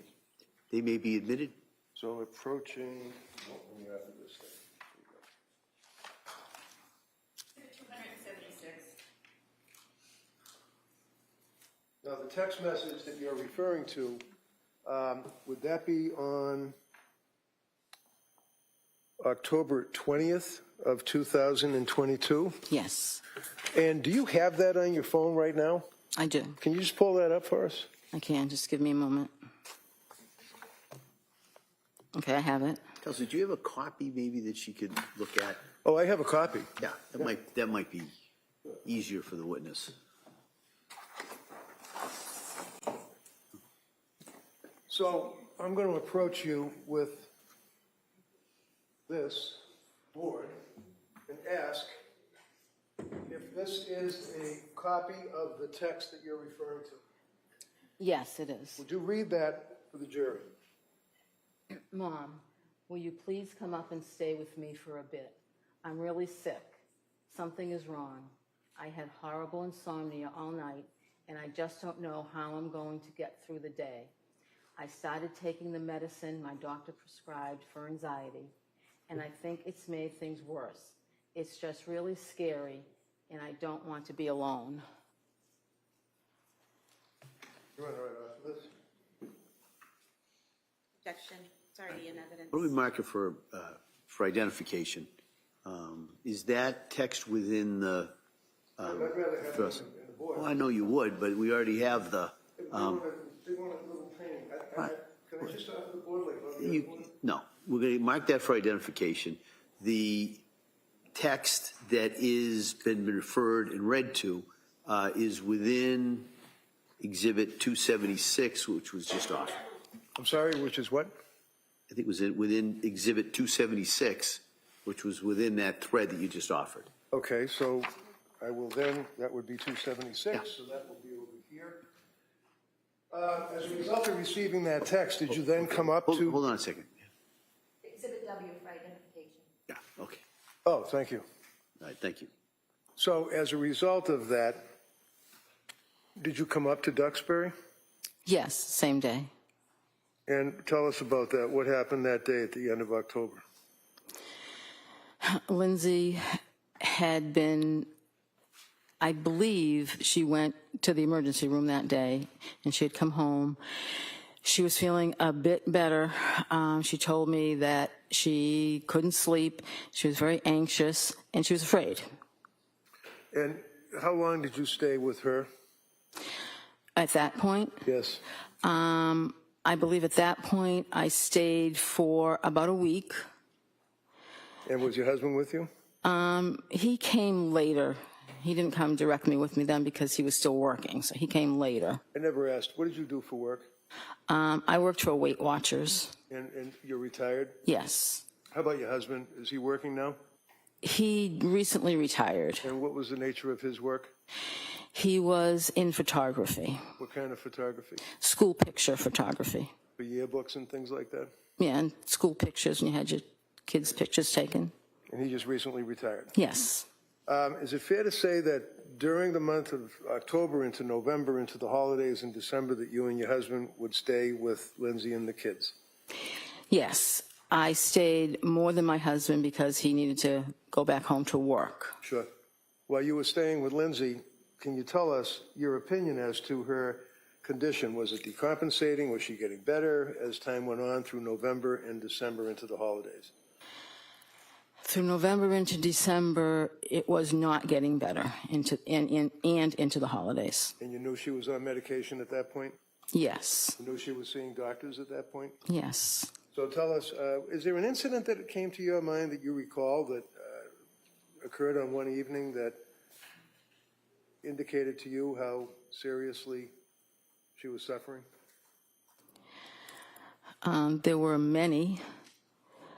One particular evening that was disturbing to me was that, she was afraid. She was afraid to be alone.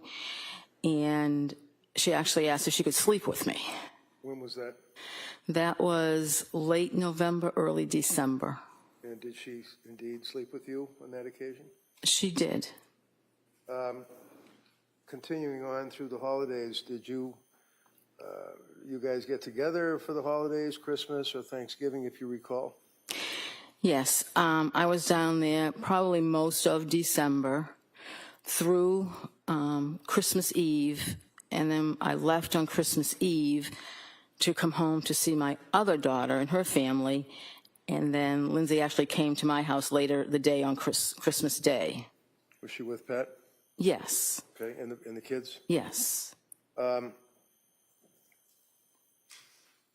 During that period of time, did you make further observation as time went into January? Oh, back it up. At some point, she voluntarily went into McLean Hospital? Yes. You knew that? Yes. How did you know that? I was there. What do you mean you were there? I was at Lindsay's house staying with them. You take care of the kids? Yes. And it's fair to say that Pat's parents, mom and dad, also stepped up, taking care of the kids, helping out during this period of time? They were there, I guess, when we weren't there. I didn't really see them, but. Right, because you guys would be different time frames. Right. But you all were pulling together as a family, is that Right. correct? January, leading up to January 24th, do you recall, and can you tell the jurors what, if any, observations you made of Lindsay and her condition? Lindsay had lost a lot of weight. She had become, during this whole time, paranoid about different things that really she shouldn't have, really weren't logical to become paranoid about. She would mention that this wasn't her mind. She would say to me, this isn't me. I've never been like this before. And I would agree because she wasn't. She was attempting to go through the motions of her day, take care of the kids as best she could. She didn't want to drive. So at times when Pat didn't go pick the kids up at school, I would drive Lindsay to pick the kids up at school because she was afraid to drive. Did she express to you concern that in this time frame that people at the school, teachers and other people would be able to know what she was thinking and would think that she wasn't a good mother because she was sick? Yes, she said, the school knows something's going on because I'm not driving my car. They see that I'm not driving my car to pick the kids up. Do you recall the end of January that she made a statement to you about the medication, in her opinion, what it was doing to her mind? Yes. What did she say? She said that she couldn't remember anything. The medication was pretty much just destroying her mind, and it wasn't her. She said, this isn't me. I just want to feel better and enjoy my kids again. Now, I know that this is difficult. In December of 2022, do you recall the time that you were in the kitchen with Lindsay and Patrick and she made a statement about her state of mind to her husband, Pat, and you were there? Yes. I know it's difficult. Just tell us what you remember. I remember her being very nervous. I remember her saying, I just have to tell you guys something. And then she told us. What did she tell you? She told us that she had thoughts of harming the children. Thank you very much. Why don't we take the afternoon recess at this time? We'll come back for cross-examination. All right. So, ma'am, you can step down. Thank you.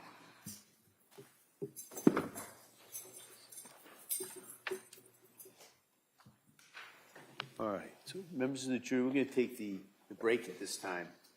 We expect to have you back about 2 o'clock. Okay? All rise, please. Jurors exiting.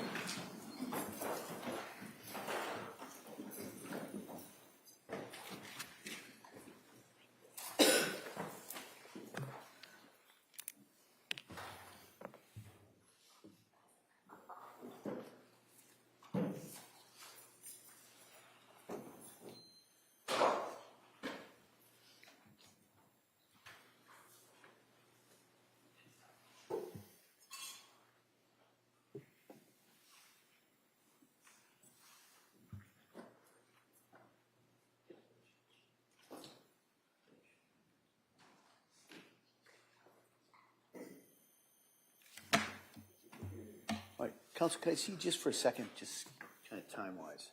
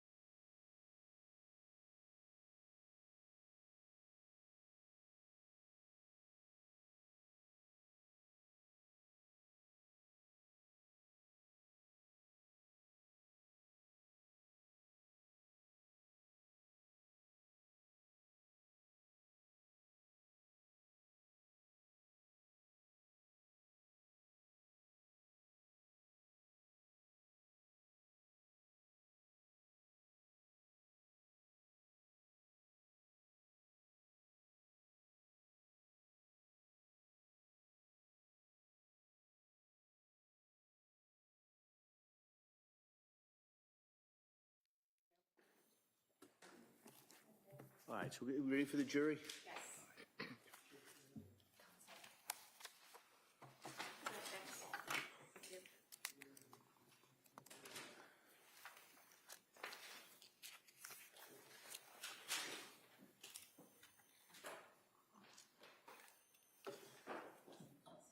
Do you have some water up there? I do, thank you.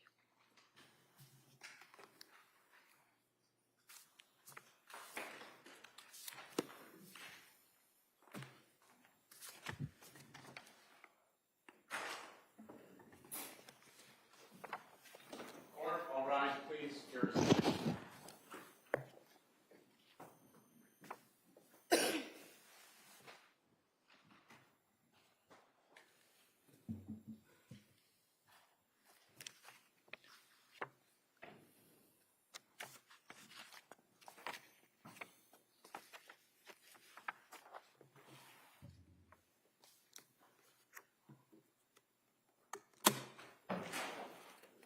Court is back in session. You may be seated. Your Honor, for the purpose of the record, we return back to the trial of Commonwealth versus Lindsay Clancy. All parties are present, including the defendant, and include the debate and jurors. All right, thank you, Madam Clerk. Attorney Sprague? Thank you, Your Honor. Good afternoon. Afternoon. Now, you testified in direct examination about the statements that Lindsay made in December about having thoughts about harming the children. When in December was that? I don't exactly remember. I would say early to mid December, probably maybe earlier rather than mid-December, but I don't exactly remember when. Okay. And when she made the statement that she had thoughts of harming the children, did either you or Patrick ask her what she meant by that? I believe I remember Pat asking her if she felt like she couldn't be alone with the children, and she said no. And after she made those statements, did you have any thoughts about committing her? No. Did you have any thoughts about having her come stay with you in Connecticut away from the children? No. Were you concerned for the children's safety at that point in time? No, because I was there. And you were asked about some text messages in October, and those are now an exhibit, I believe. Exhibit 276. And so you talked about the text on the 20th when she asked you to come and she was having a hard time, right? Yes. A day before, on October 19th, she had sent you a different text message stating, "Hi, Mom, would you ever consider coming to stay with us for a couple days at a time to help with childcare so I can work?" And talking to a therapist and doing a lot of thinking, I actually think going to work will help me, but it's really hard with nurses' hours to get childcare that we need. I'm thinking if you could come like Sunday to mid-Tuesday, it'd be really helpful, just a thought. Do you remember that text the day before? Yes. And did you agree in a text message that you said I can come and help out? Yes. And then after that, that next day is when she said she was having trouble and wanted you there then, and you went that day, correct?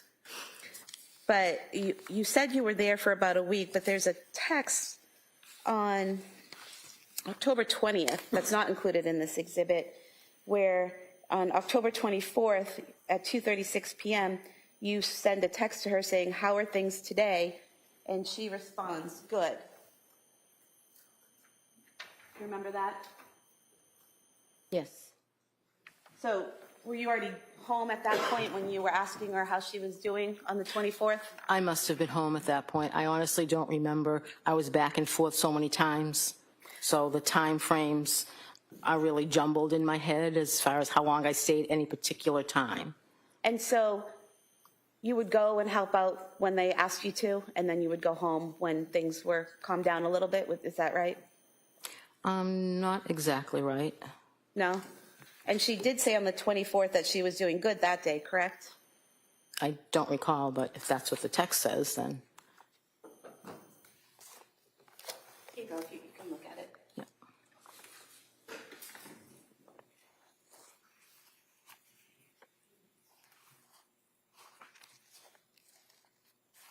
Okay. So she told you at that point on the 24th she was doing good, right? Correct. You could have this page marked as the next exhibit. Any objection? No. That may be marked. 277.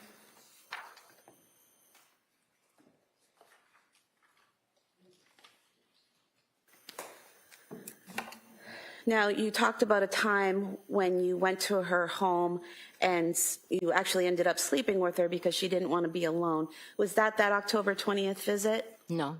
When was that?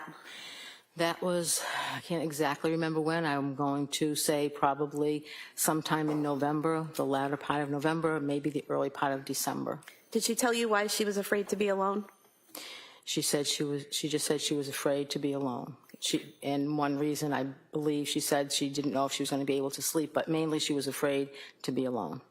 And at that point in time, did you consider having her committed to a psychiatric facility? No. And did you feel the need to call 911 that day or get her immediate assistance? No. You mentioned that in January you saw her and she lost weight. She seemed paranoid about things, seemed to be going through the motions of each day. How often did you see her in January of 2023? In January, I can't exactly remember how many times I saw her. We were, again, back and forth. So we have Exhibit 238, which have all of your text messages with Lindsay in January of 2023. And I just want to go through some of them with you.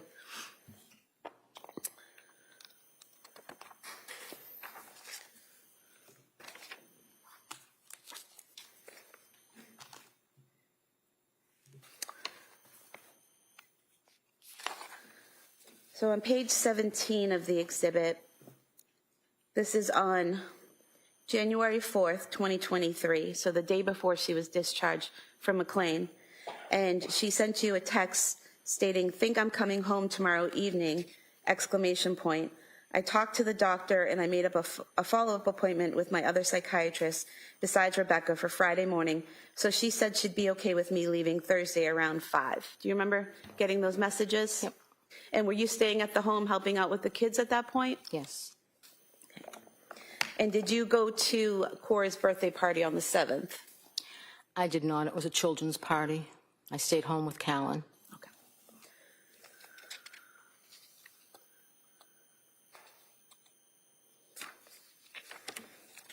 And do you recall when you went home? I don't recall.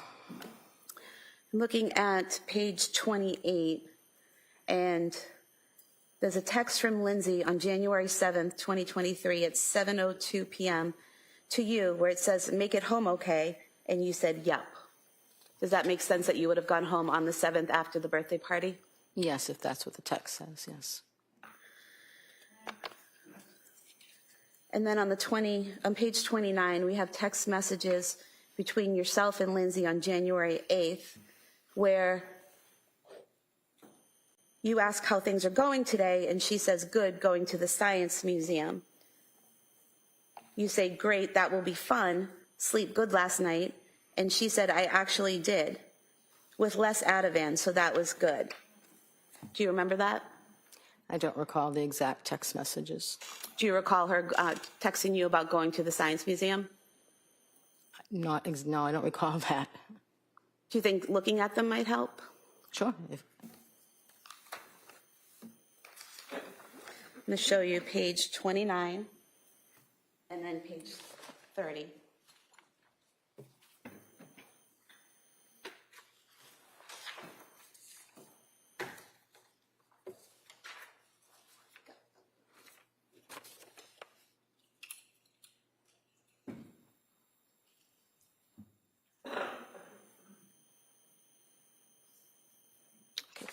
Does that refresh your memory?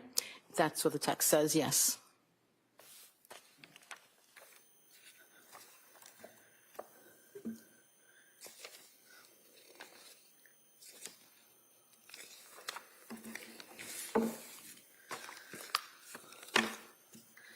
And then on page 34, you ask how the museum was today, and Lindsay sent you some photographs and said it was fun, the kids really liked it. Do you remember that? I don't really recall the Museum of Science experience or text, but if they're there in the text messages, then they were sent, yes. Okay. Then on page 39, this is January 10th. You say at 9:48 a.m., "Good morning, how are you doing today?" And Lindsay responded, "Good, at the gym with the kids." You said, "Nice, still sleeping good?" And she responded, "Pretty good, yeah, not perfect, but enough." And you said, "Are you feeling any better during the day?" And she said, "So far, a little bit." They said a week off the Seroquel should make more of a difference, so a couple more days till that, but I do think it's helping being off. And you responded, "Okay, a little at a time." Do you remember that conversation? So I don't recall the exact conversation. I think I probably texted back and forth to Lindsay almost daily during that time, so I don't remember the specific text messages, but I would say if they're there, then that's what we sent back to each other. Okay.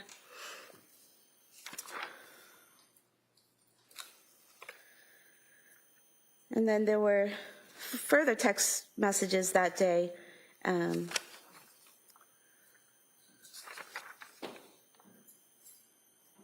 Where you say, "How was your day?" later on in the day. And she said it was good, played with the kids a lot, were able to go outside, Kingsbury Club and gymnastics, kept them busy, and me too. So do you remember her talking to you during that time about going to gymnastics and going to the Kingsbury Club and things like that with the children?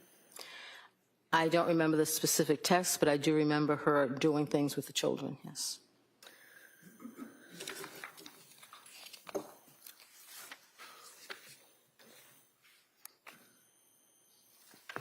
Then on January 11th, the following day, you sent a text, excuse me, "How are you feeling today?" And she responded with a photo of Callan drinking out of a Mary Lou's cup, saying, "We have another Mary Lou's fan." And you said, "Decaf looks like he's enjoying it." And then later on, you asked again, "How are you doing today?" And she said, "Hi, Mom, doing all right. Nothing new, really, just taking it day by day."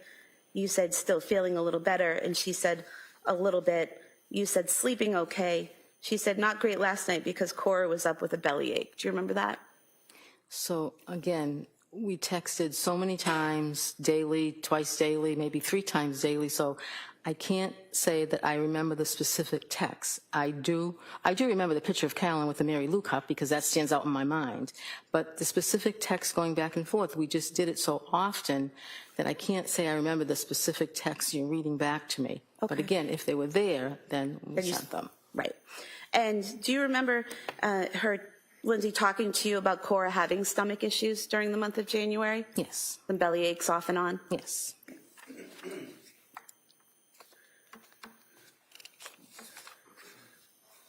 And then January 13th, again, you're checking in with her. "Hi, Lindsay, how are you today?" She said, "Hi, Mom, pretty good today. How about you?"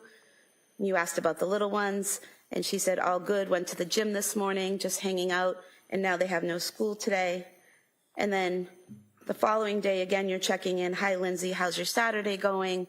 She said, "Hi, Mom, it's going well, just hanging out. It's yucky here." So these are like daily check-ins that you're doing, checking in on her, seeing if she's okay, seeing if she's feeling better, seeing if she's sleeping well, things like that, right? Yes. You also asked her that day on the 14th, "Do you feel any different since being off the Seroquel?"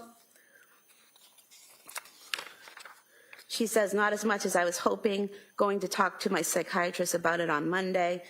You say, "But some." She says, "A little, but I still don't feel like you," but then she corrects it to me. And you ask her if she's going to be able to get outside with the kids today, and she said she's going to try. So similar conversations to that where you're talking about medication and how she's doing on the medication. Yes, I get. Then the following day, on the 15th of January, you say, "Good morning. Is it a good morning for you today?" She says, "Good morning. It's pretty good going to an indoor water park." And she tells you that it's at the Cape Cotter. Do you remember them going to the Cape Cotter water park? I do remember them going there, yes. And then on the following day, on the 16th, you actually texted her, How was the water park yesterday? She said it was fun. Cora and Dawson enjoyed. Callan didn't know what to think of it. Couldn't get any pics because it was too hectic keeping track of them in the water and stuff. And it was busy, but it was a good time. Does that sound familiar, that they had a good time that day? And you asked her that day if she had anything planned, and she said Pat took Cora skiing, so she was hanging with the boys. Do you remember that? Not specifically, I don't remember that text.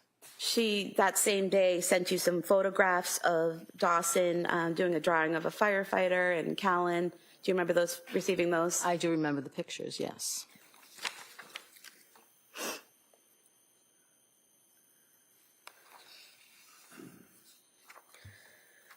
Then the following day, again, you're checking in every day. You say, you feeling better? She says, a little bit. You said, still taking the same medication. She said, yes, about to have an appointment with her psychiatrist. You said, let me know how it goes. And she said, okay. And then she responds back after her appointment. She recommended another antidepressant since my mood is still very low off the Seroquel. You asked her how she felt about it. And she told you she just wants to feel like herself again, but she's up for trying it. And she just wants to get back to who she was, right? Correct. And she told you it was amitriptyline. Is that right? Do you remember that? I don't remember the medication. Okay.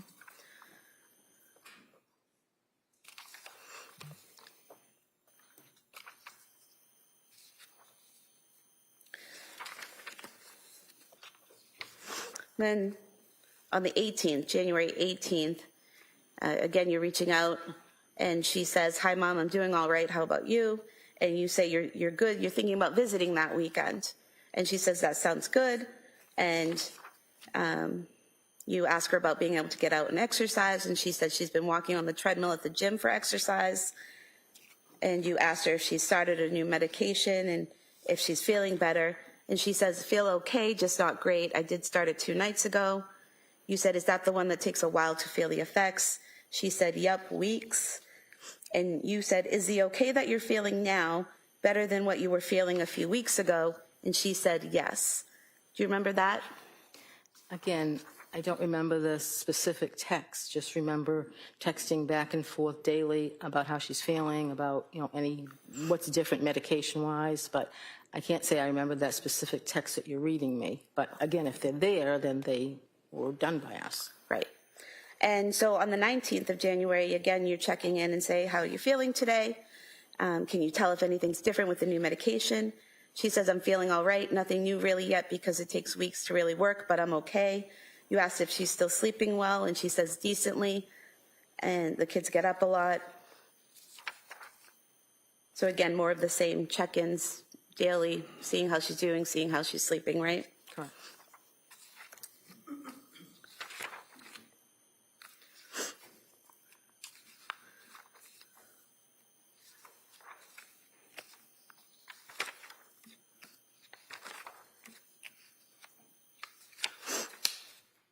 And then on the 20th, you reach out, is it pizza and movie night? She says just pizza and playing. And you tell her you're leaving at 9, bringing dessert for the kids. And she says, sounds great. So you're talking about your visit that weekend. Is that right? Yes.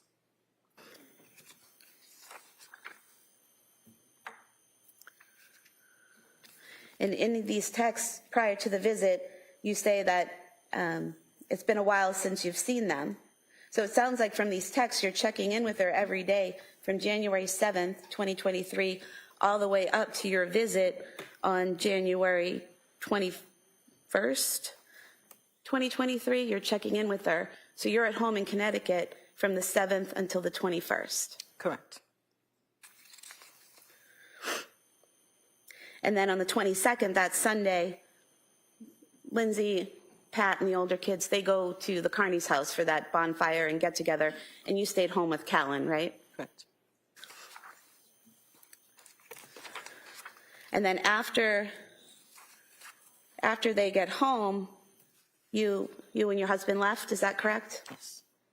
And on the way home, you texted on January 22nd, 2023 at 7:55 p.m., enjoyed seeing everyone this weekend. Nice to see you doing better. Is that correct?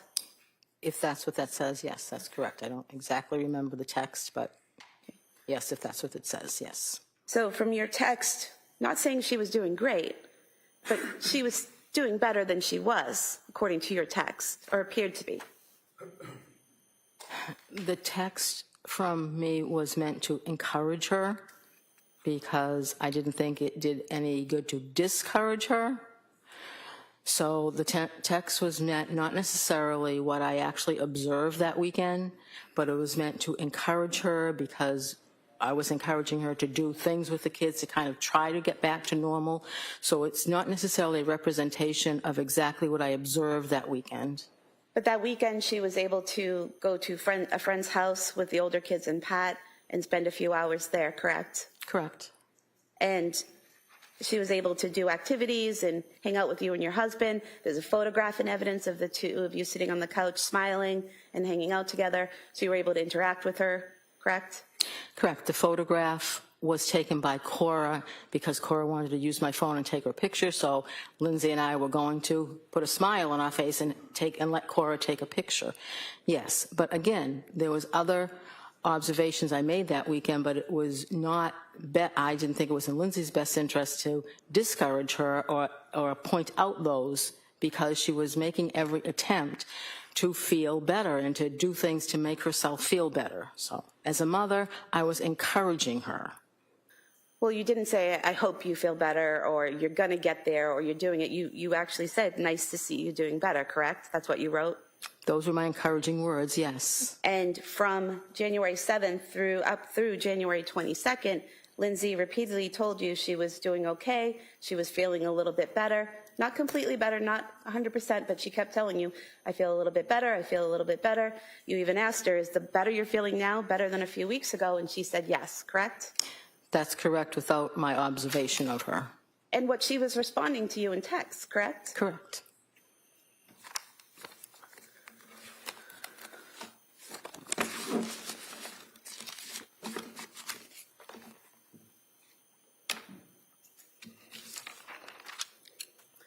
You also spoke to the police on January 25th, 2023. Do you remember that? I do.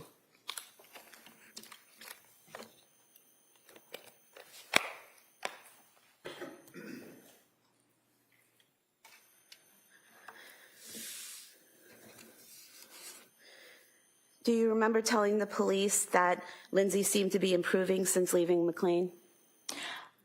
I do not recall. I remember speaking to the police.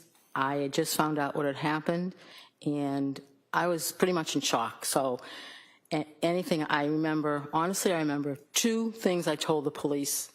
Anything else that you have there, I must have said, but I don't recall them. I've been going through my mind. I can honestly recall two things I told the police during that interview. I was pretty much in shock. Okay, so do you remember telling them that she seemed brighter lately? I don't recall. Okay. Thank you. All right, Mr. Reddington?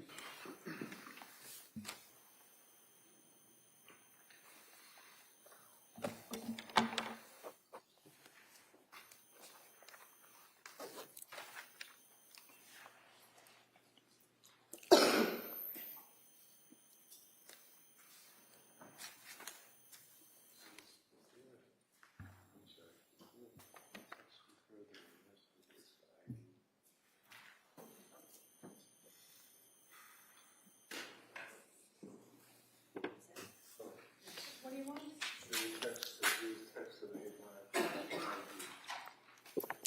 Oh, you mean the ones that you didn't mark? Yes. Oh, this is one. Oh, okay.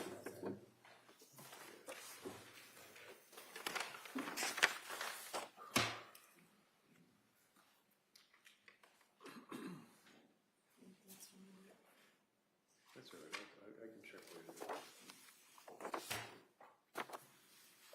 Just looking here through the exhibits, District Attorney stood up and said to you that I had introduced into evidence and showed you Exhibit 276, which would be a list of text dated on October 19th. Do you remember that? It was the black one. It was the copies. It wasn't green and blue. You recall that this was introduced into evidence? Recall her questioning you from this? On October 19th? Yeah, this is the one that I had introduced, was Exhibit 276, and the date would be October 19th, your text thread. Oh, yes, I'm sorry. And then she said, well, there's something missing, and went up and said to you, this text, which would be 277. You recall that? I'm going to show it to you.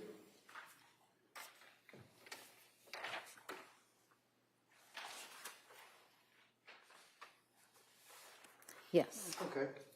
So what I had introduced was a text thread from October 19th up through and including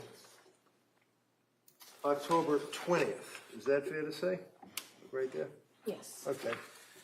And the reason I introduced this is because we had introduced earlier, like a whole lot of pages text. And I wanted to focus on the text thread where she said, Mommy, can you stay? Sustained. So when the district attorney suggested that there's something missing, like I left it out or something, is it fair to say that Exhibit 277 is a totally different date? Look at the date. What is the date that the DA is talking about? You see it on there? 10/23. 10/23. It has nothing to do with the text thread that I introduced, right? It's a day or two after that, right? Right. If you know. Yes.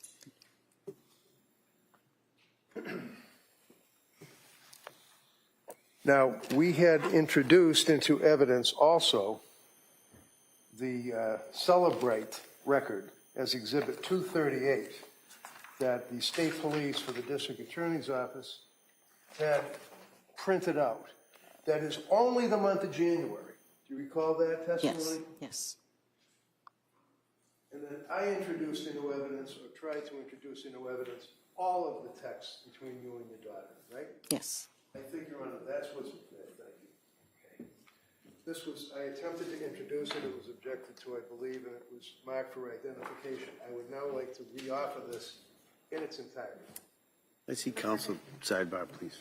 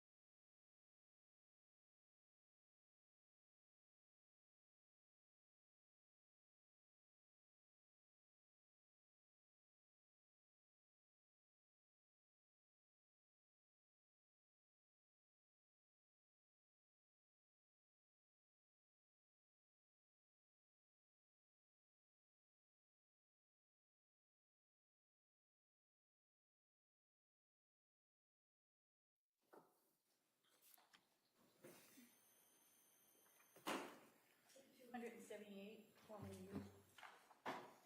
Thank you very much. That's all I have. All right. Well,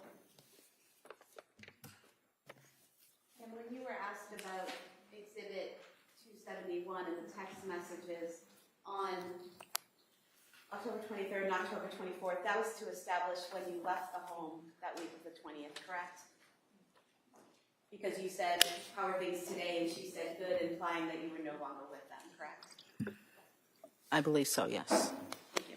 all right. Anything on that, counsel? Oh, no, thank you. All right, thank you, ma'am. You sit down. Thank you.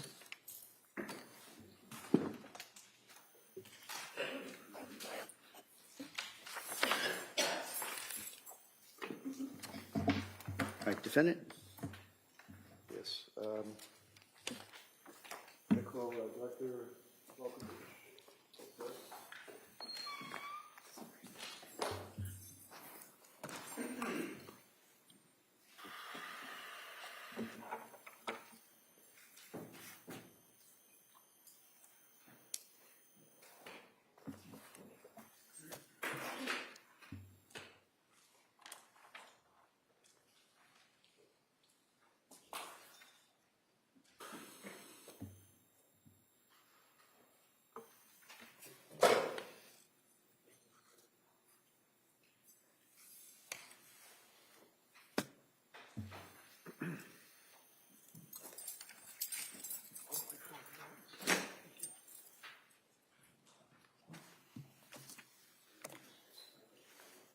Good afternoon. You solemnly swear that the testimony in the evidence you should give to the manager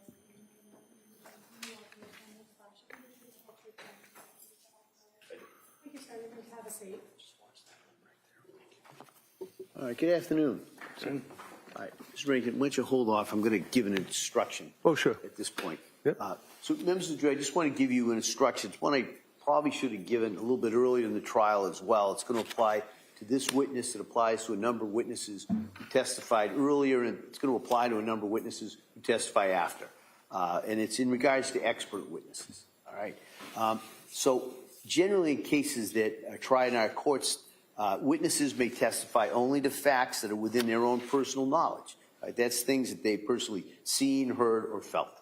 However, in a variety of cases, issues arise that are beyond the experiences of laypersons.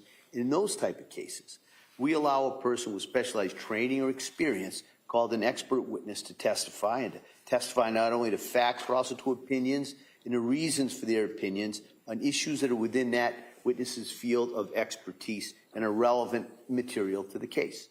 Because a particular witness has specialized training and experience in their field, does not put that witness on a higher level than any other witness, and you are to treat the so-called expert witness just like you would treat any other witness. In other words, as with any other witness, it's completely up to you to decide whether you accept the testimony of any expert witness, including the opinions that they give. It's also entirely up to you to decide whether you accept the facts that are relied on by the expert, and to decide what conclusions, if any, you draw from the witness's testimony. You're free to reject the testimony and opinion of such a witness in whole or in part if you determine that the opinion is not based on sufficient education or experience, that the testimony of the witness is motivated by some bias or interest in the case. You must keep firmly in mind that you alone decide what the facts are. So if you conclude that an expert's opinion is not based on the facts as you find those facts to be, then you may reject the testimony and the opinion of the expert in whole or in part. You must remember that expert witnesses do not decide cases, juries do. So in the last analysis, an expert witness is like any other witness in the sense that you alone make the judgment about how much credibility and weight you give to that expert's testimony and what conclusions you draw from the testimony.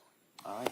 And I'll go into that a little bit more at the end when I go into the more extensive instructions that I'll give you at the end of the trial. All right, Mr. Rankin. Afternoon. Afternoon. Can you tell us your name and spell your name? It's Michael Volfovich. It's V as in Victor, U-L, F as in Frank, O, V as in Victor, I-C-H. And what do you do for work, sir? I'm an emergency medicine doctor. I work full-time at Newton Wellesley Hospital. Newton Wellesley? Yes. And can you tell us are you board certified, sir? I am. I'm board certified in emergency medicine. And that would be by the American Board of Emergency Medicine? Correct. And how long have you been practicing emergency medicine? I did 3 years of residency, and this is my 13th year as a full-time attending. And you're presently employed, where is it? Newton Wellesley Hospital primarily, and then I do some additional shifts at Emerson Hospital in Concord. How about medical school? Where'd you go to med school? St. Louis University School of Medicine. And what year did you graduate? 2011. Obviously licensed in the Commonwealth. Yes, sir. In the course of your training and experience, sir, do you work full-time in a particular field of medicine? Just emergency medicine. So basically we see any and all comers, anything from ankle sprains to traumas. Okay. Did I ask you to review some documents regarding this particular case involving Lindsay Clancy? You did. You asked me to review the... Very what you reviewed. Oh, sorry. You asked me to review the photos from the crime scene and then the emergency medical records from South Shore Hospital, Brigham and Women's Hospital, and then the records from her hospital stay at Brigham and Women's Hospital. So in reviewing all of those various hospital records, sir, you're aware that on January 24th of 2023, she initially was transported to South Shore Hospital. Is that correct? Yes, sir. And can you tell the jurors what's treatment she received at the South Shore Hospital briefly? So she arrived with a GCS of 10, meaning she was not really very responsive. Let me interrupt you just because that, what did you say, a G6? GCS, Glasgow Coma Yes. Scale. Okay, slow down, because I don't understand. What is a GCS? It's a Glasgow Coma Scale. It's a series of things that we look at to determine how responsive somebody is. You know, whether their eyes are opening spontaneously, whether they're able to speak on their own, and whether you're able to understand what they're saying, and then how much, if at all, they're moving, whether they're moving spontaneously, whether they can follow commands, that kind of thing. Okay. So the Glasgow Coma Scale GCS of 10, what does that tell you as an emergency room doctor? Tells us that she was not very responsive on arrival. It sounds like she was not speaking intelligibly, and the doctors at South Shore Hospital were concerned about her ability to maintain her own airway and made the decision to intubate her, which means putting a breathing tube down her throat into her lungs and placing her on a ventilator and sedating her. Was she also, what would be, I guess, referred to as hypothermic? She was. What does that mean? Means that her body temperature was below what's considered normal. So in her case, her core body temperature was, I believe, 82.1 degrees, which would put her into severe hypothermia. And did you note that she was tachycardic and hypotensive? Yes. What did that mean? So it means that her heart rate was above 100, and hypotensive means that her blood pressure was below what is considered normal. And South Shore Hospital, were they able to stabilize her?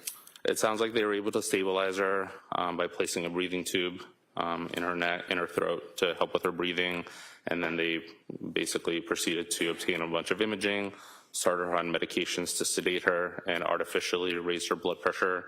They started working on rewarming her, and then in conjunction with the trauma team there, they made the decision that she would be better served at a hospital with a higher level of care. Okay.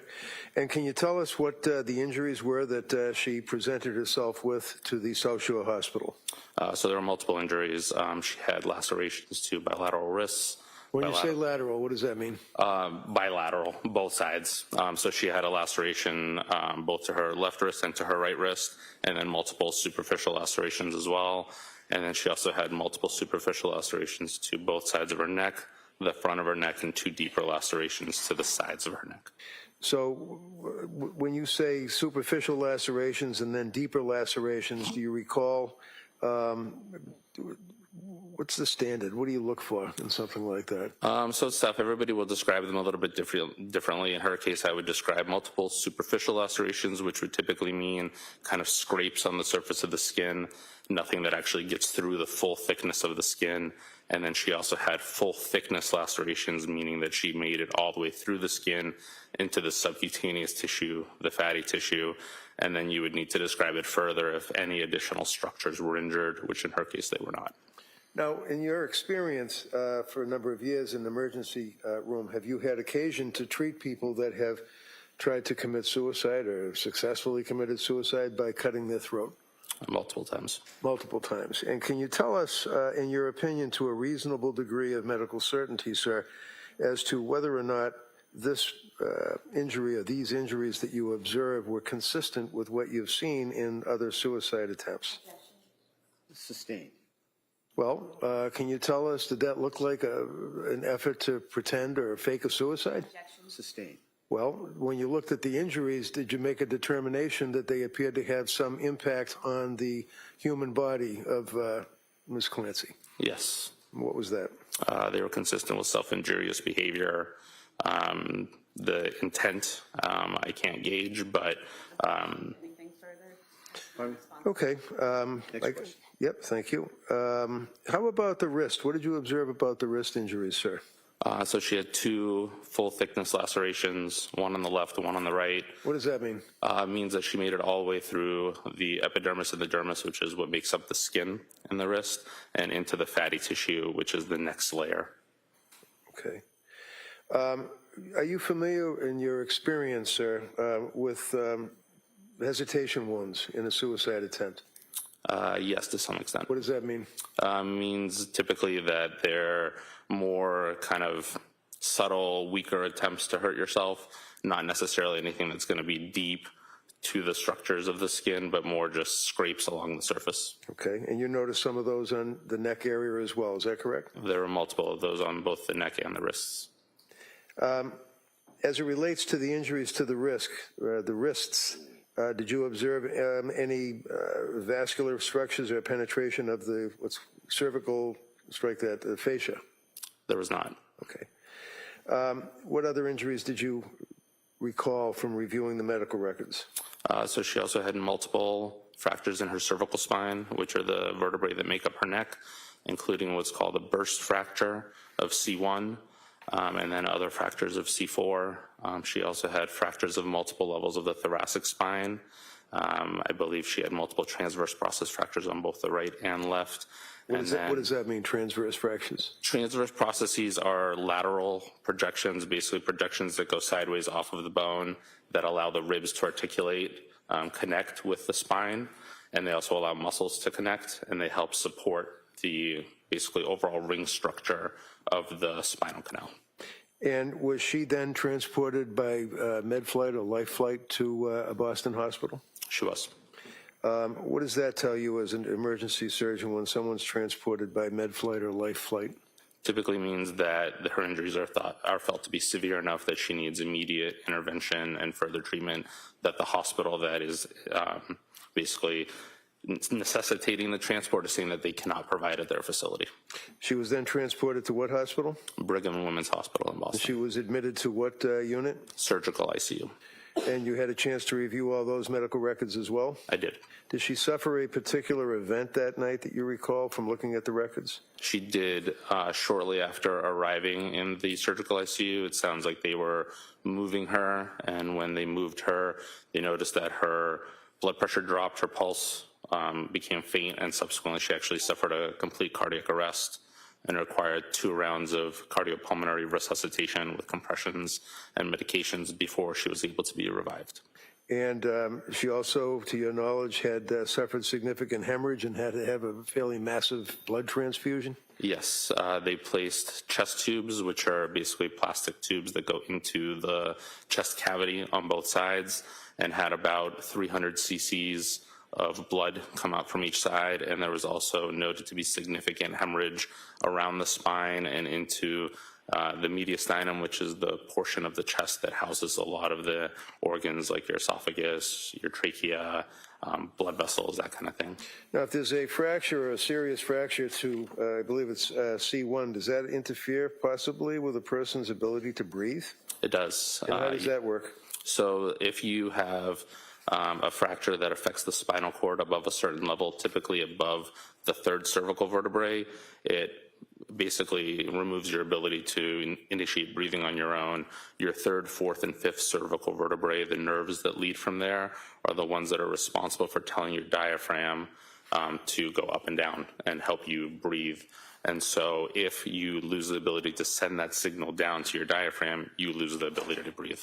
Now, As it relates to your review of the medical records and review of the history, are you aware of the mechanism of the injuries that she suffered that you just described for the jury? I am. Tell us what that was, to your knowledge. That she went out of her second-story window. And going out of the window, obviously, did she strike the ground, or? She did. And that caused the injuries, the mechanism of injury? Yes, it's consistent with all of her injuries. Now, with your experience, sir, with, as you indicated, dealing with people in the emergency room and treating people that have been involved with sequential acts of self-harm, do you have an opinion to a reasonable degree of medical certainty as an emergency board-certified physician as to the effect of the combination of the multiple sequential injuries that you saw? Objection. Can I see counsel at sidebar? I'm just. I can withdraw it, Judge. I'll withdraw it. Just thank you very much. No questions. All right. Thank you, Doctor. Thank you.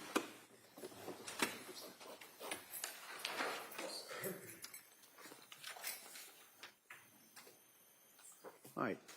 Counsel, now can I see it sidebar? Okay.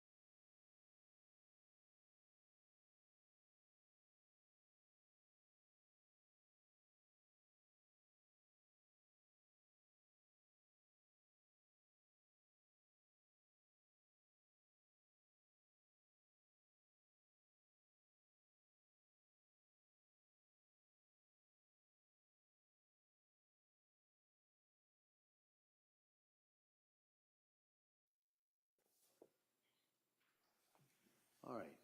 Members of the jury, I told you it was going to be stop and start, right? So we're going to stop now, but we're going to stop now for the day for you. I'm going to come back. I'm going to talk to counsel about setting some things up logistically for tomorrow. All right. So tomorrow, the plan would be, hopefully we'll start right at 9 or right as close as we can. And we'd hope to have a pretty full day in regards to the witnesses. All right. So I'm going to excuse you till tomorrow at 9. I'm going to remind you, talk about this case Don't read anything about it or anything about any similar cases. Don't do any research. Don't listen to anything. Don't post anything. You kind of know where I'm going, right? So I'm going to ask you to follow those instructions again. I'm going to give you those questions, and I hope you have.